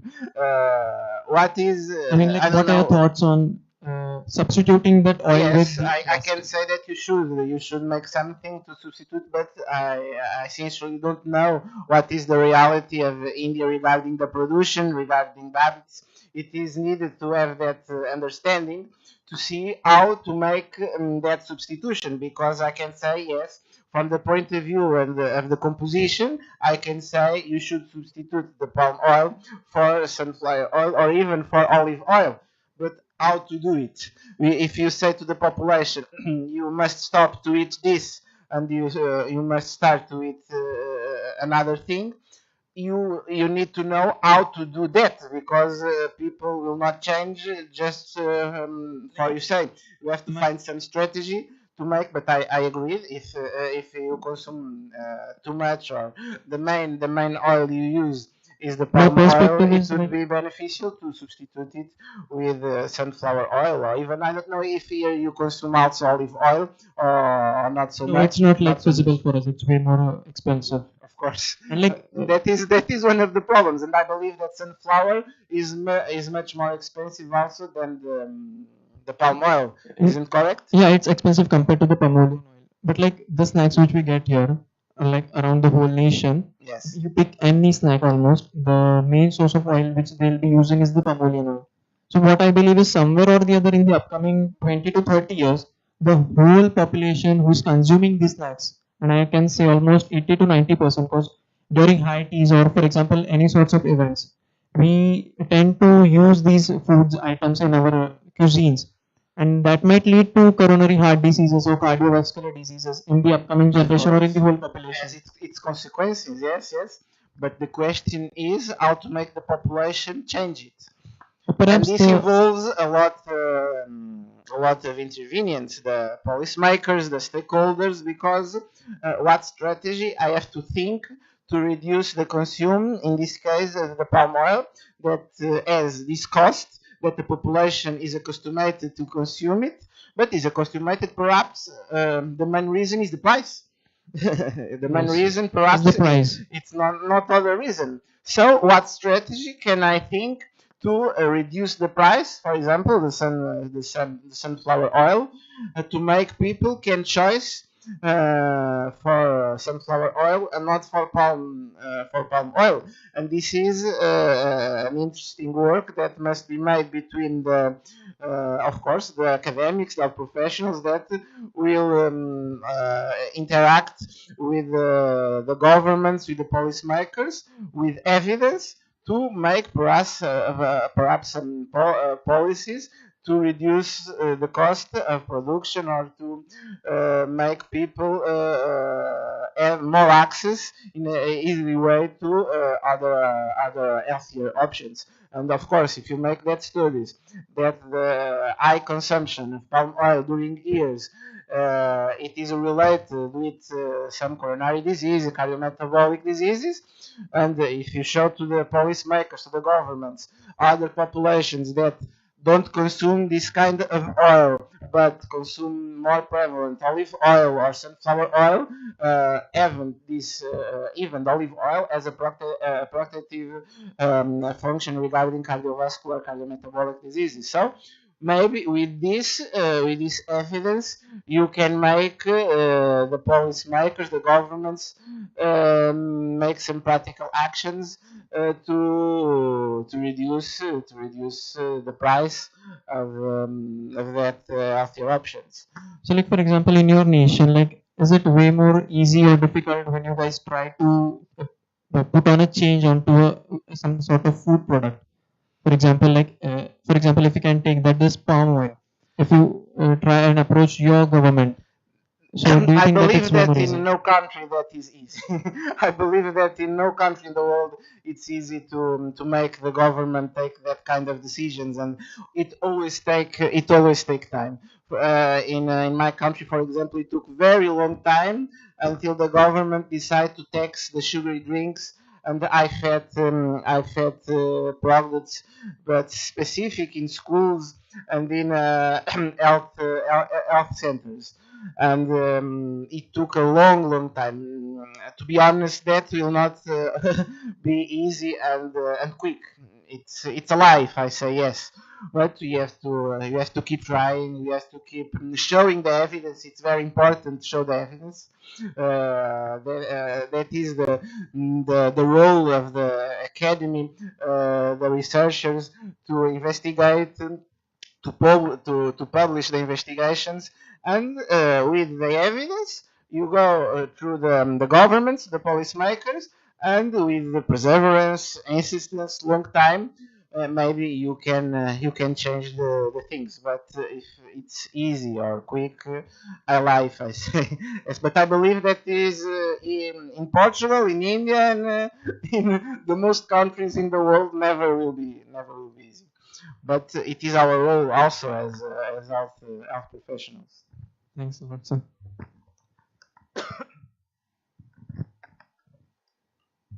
Good evening, sir. Good evening. As I'm very curious about the question is why do people living in more hygienic condition, like clean environment, sometimes end up with vitamin B12 deficiency? Hygienic conditions. Yeah. And sorry, I didn't understand the rest of the question. If the hygienic How conditions. does hygienic condition Conditions? affect our natural B12 source? Of course, they affect from the point of view of food safety. And food safety is within food security, as you already know. We have to have access and the foods available, but they must be safe from the point of view of contamination. So if you don't have basic and adequate hygienic conditions, the food security is also comprised. So you have to, for the production, for the handling of all the foods, you have to guarantee these hygienic conditions are the most adequate to handle the raw materials, the ingredients along the whole food chain. And that is very, very important. Sometimes when we discuss food security, we forget a little bit the food safety. But food safety is within food security. Food security says that people must have access to the foods, but important to highlight that those foods must be innocuous, must be safe from the point of view free of hazards. Sir, is it true that hygienic condition affect our natural B12 source? Affected it? Yes, yes. Okay. Thank you, sir.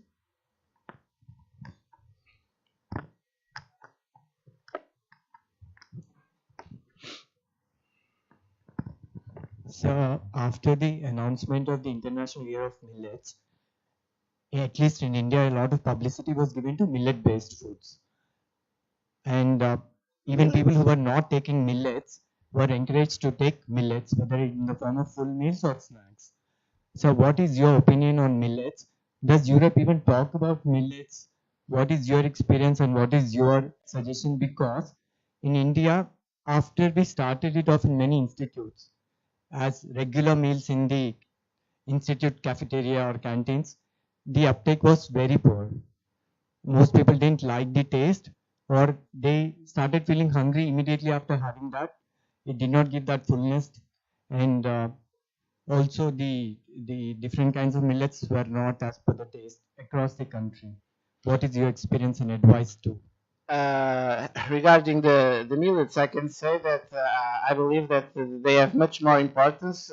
This is regarding the tradition, the consumption, all of these things, much more relevant and important to here, to you, to India, than for example, in my country, in Portugal, because we have another sources. But of course, if we think on the conflicts that we talked in this morning, Russia and Ukraine is one of the most important suppliers of grains and millets to, I don't know if all the world, but for Europe, yes. And we felt the increase, the very increase the prices of millet products of grains in our market. That was I talking in this morning. Another issue regarding to millets and some kind of grains is the GMOs that we have already talked here and are arriving to the markets, and you have to pay attention to their utilization, to their consumption, because the science doesn't give a clear answer until today about its safe, special mid long term. I don't know if I'm answering directly to your question, but it's something that is a little my opinion of it. Is that okay? So one more question. After your commentary that you had this paper, Yes. Indian Council of Medical Research also made a paper comparing Indian dietary guidelines with these 5 continents dietary guidelines. I don't know, so if you must have gone through that. Comparing the Indian dietary guidelines with the guidelines that you have mentioned in this commentary in this paper. Yes, yes, no. In this paper, I didn't. That is my question after presenting in the first session, because we choose from each continent one country to kind of represent the continent, the most relevant. And from Asia, I presented the Japanese spin guideline. From India, you told me that you have a kind of very distinct guidelines. You have one, but then it depends. It depends of the region. You have different pyramids. Is that correct? Yes, sir. And they compared Indian guidelines with your paper. I have not knowledge about Indian guidelines. I'm talking about what you told me yesterday, but I believe that the main goal is the same. It's common. The main goal of these guidelines must be the same. Is a tool to be used by a professional, health professional, to explain the community, the population, how to eat properly, how to take a healthy life from the point of view of their food patterns. That is the main goal, common to all guidelines. And then we have the bridge or the connection with culture. For example, in the Japanese, we have not a pyramid, we have a spin because it's a symbol of the tradition and of the culture of Japanese people. So then can be some adaptations, some of course some food are more characteristics, more traditional ways of prepare the foods, confection methods that will varies from region to region, but the main goal must be the same. Sir, my one question is there anything that you would advise that we Indians should adopt from the Mediterranean diet or the other diets that you mentioned? Anything that we Indian dietary guidelines should definitely adopt, which we don't right now? The Indian guidelines that should adopt from these guidelines? Any of those guidelines, any of those recommendations, is there anything specific that you would say that we should take, Indians should take? Regarding the recommendations, you are talking about the recommendations. I don't know what you adopt here, but for example, in Portugal, we adopt the recommendations preconized by World Health Organization. And there you have the recommendations for each nutrient, micronutrient, and then of course we have some specification for each group of risk. But for example, that is also preconized in World Health Organization, or even you can consult the FDA from America. But in Portugal, we adopt what is preconized in World Health Organization. I don't know if you have also a table of composition of foods. We have in Portugal even an electronic composition table of composition of foods that you have the most specific foods from Portugal. It is different if you see my table of composition of foods from Portugal. Of course, it will be different if I will see yours, because this table of food composition it is supposed to reflect the most traditional foods of each country. So this is the reason why in some tables you are looking for one specific food and you don't find it, and you must go to another. And there you have the specifications, the total amount of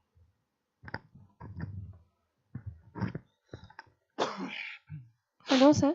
yes. I want to know that what challenges does people in your country face in implementing rural The microphone failed. Sorry, implementing. nutritional campaign among low income or rural population?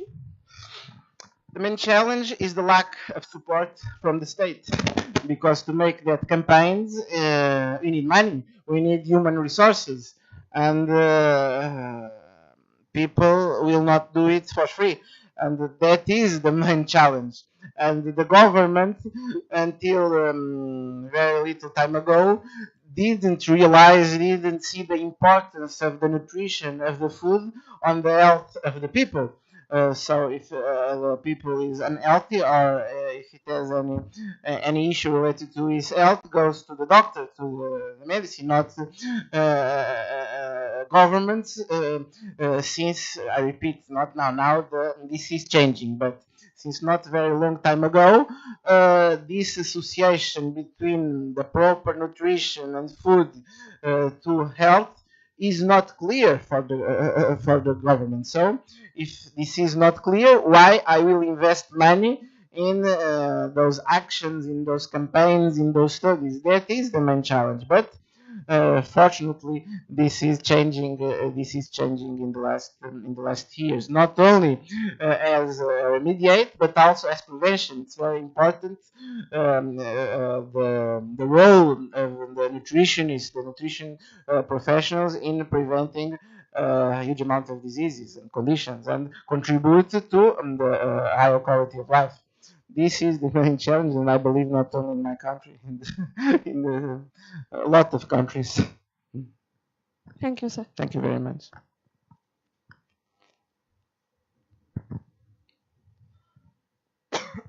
Good evening, sir. Good evening.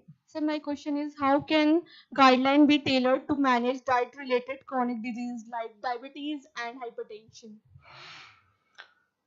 It depends the origin of diabetes or hypertension. Some of that issues can be genetic, and we have to think one thing. Through unhealthy food choices, we will not be aware of every disease. This is something that we can change, that we can handling to our benefit. If we do the things well, we have more probabilities to be healthy, but that doesn't assure nothing. This is only one of the elements that can contribute or not. It depends how we can see to development of some diseases.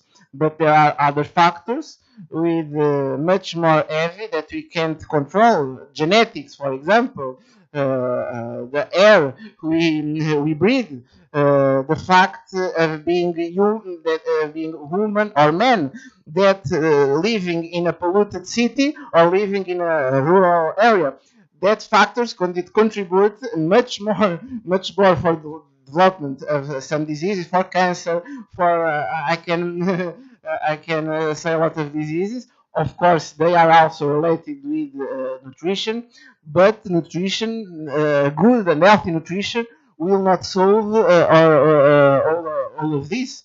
But of course, if we accomplish this, if we follow these recommendations, we have that probability increased, not suffer from that kind of issues or diseases. But there are other factors that can also contribute. The smoke, for example, if I follow all of these recommendations, but if I smoke 30 cigarettes per day,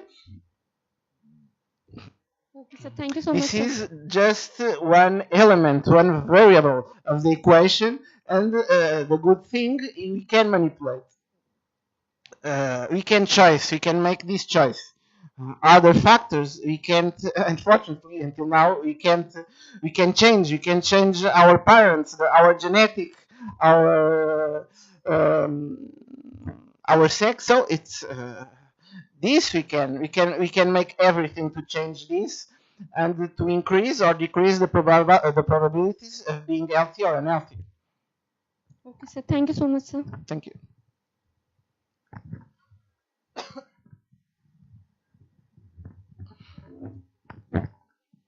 Good afternoon, sir. Good afternoon. Myself, Vijayini Bihari.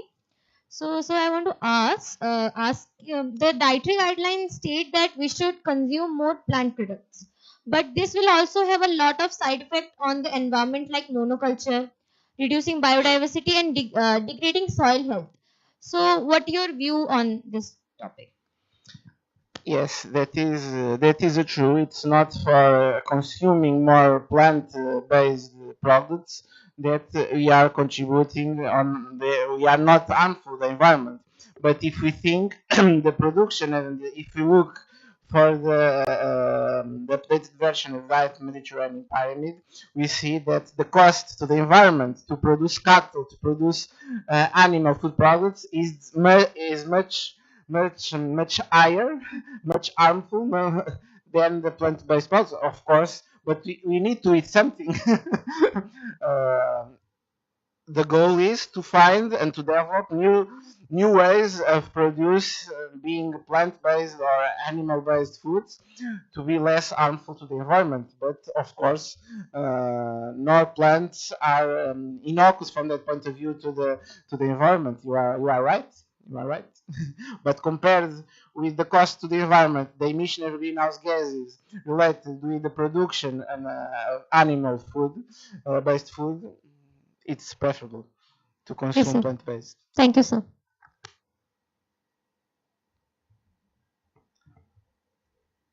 That's all. Thank you.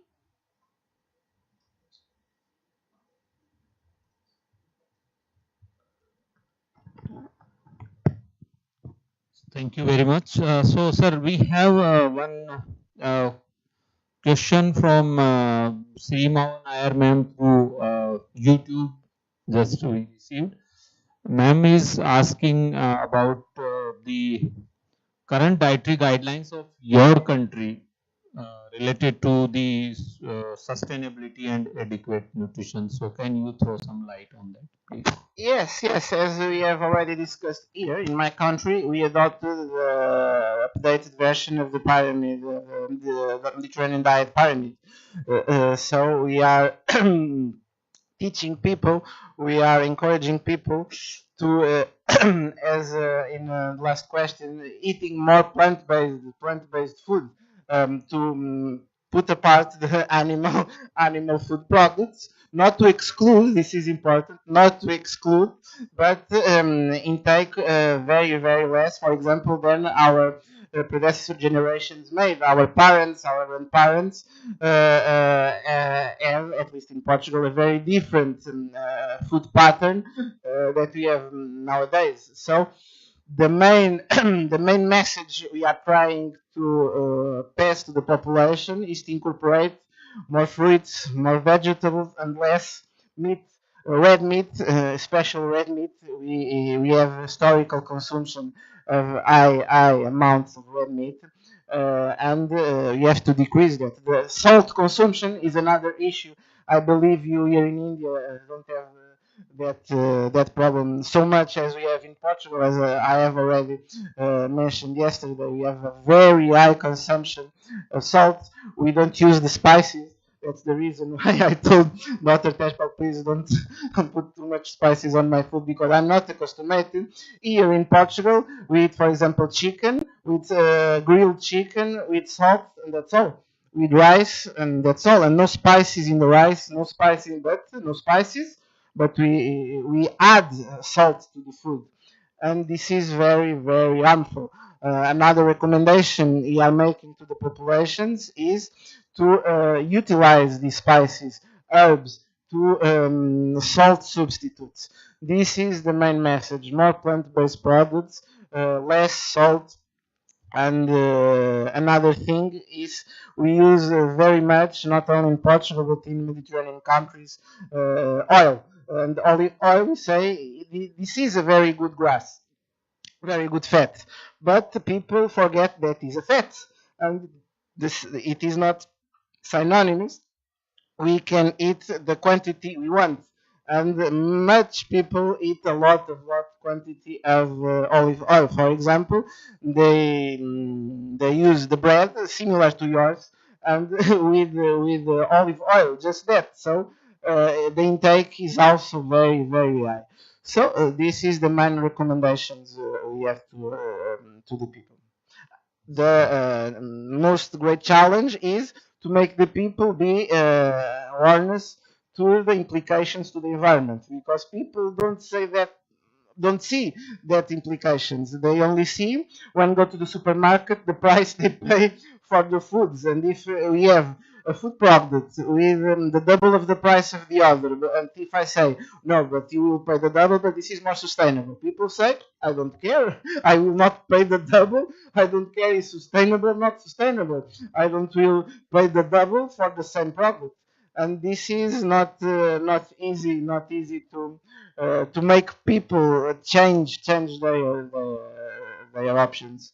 And this is a long way, I believe, a long way, I believe, to change mentalities, change the routines, the habits. It is the most difficult thing. You can be here discussing this is good, this is not good, we should make another thing, but then go to the field and make this a reality for the whole community is quite complicated in most of the situations. Yes. Thank you so much. You please have a seat. Thank you.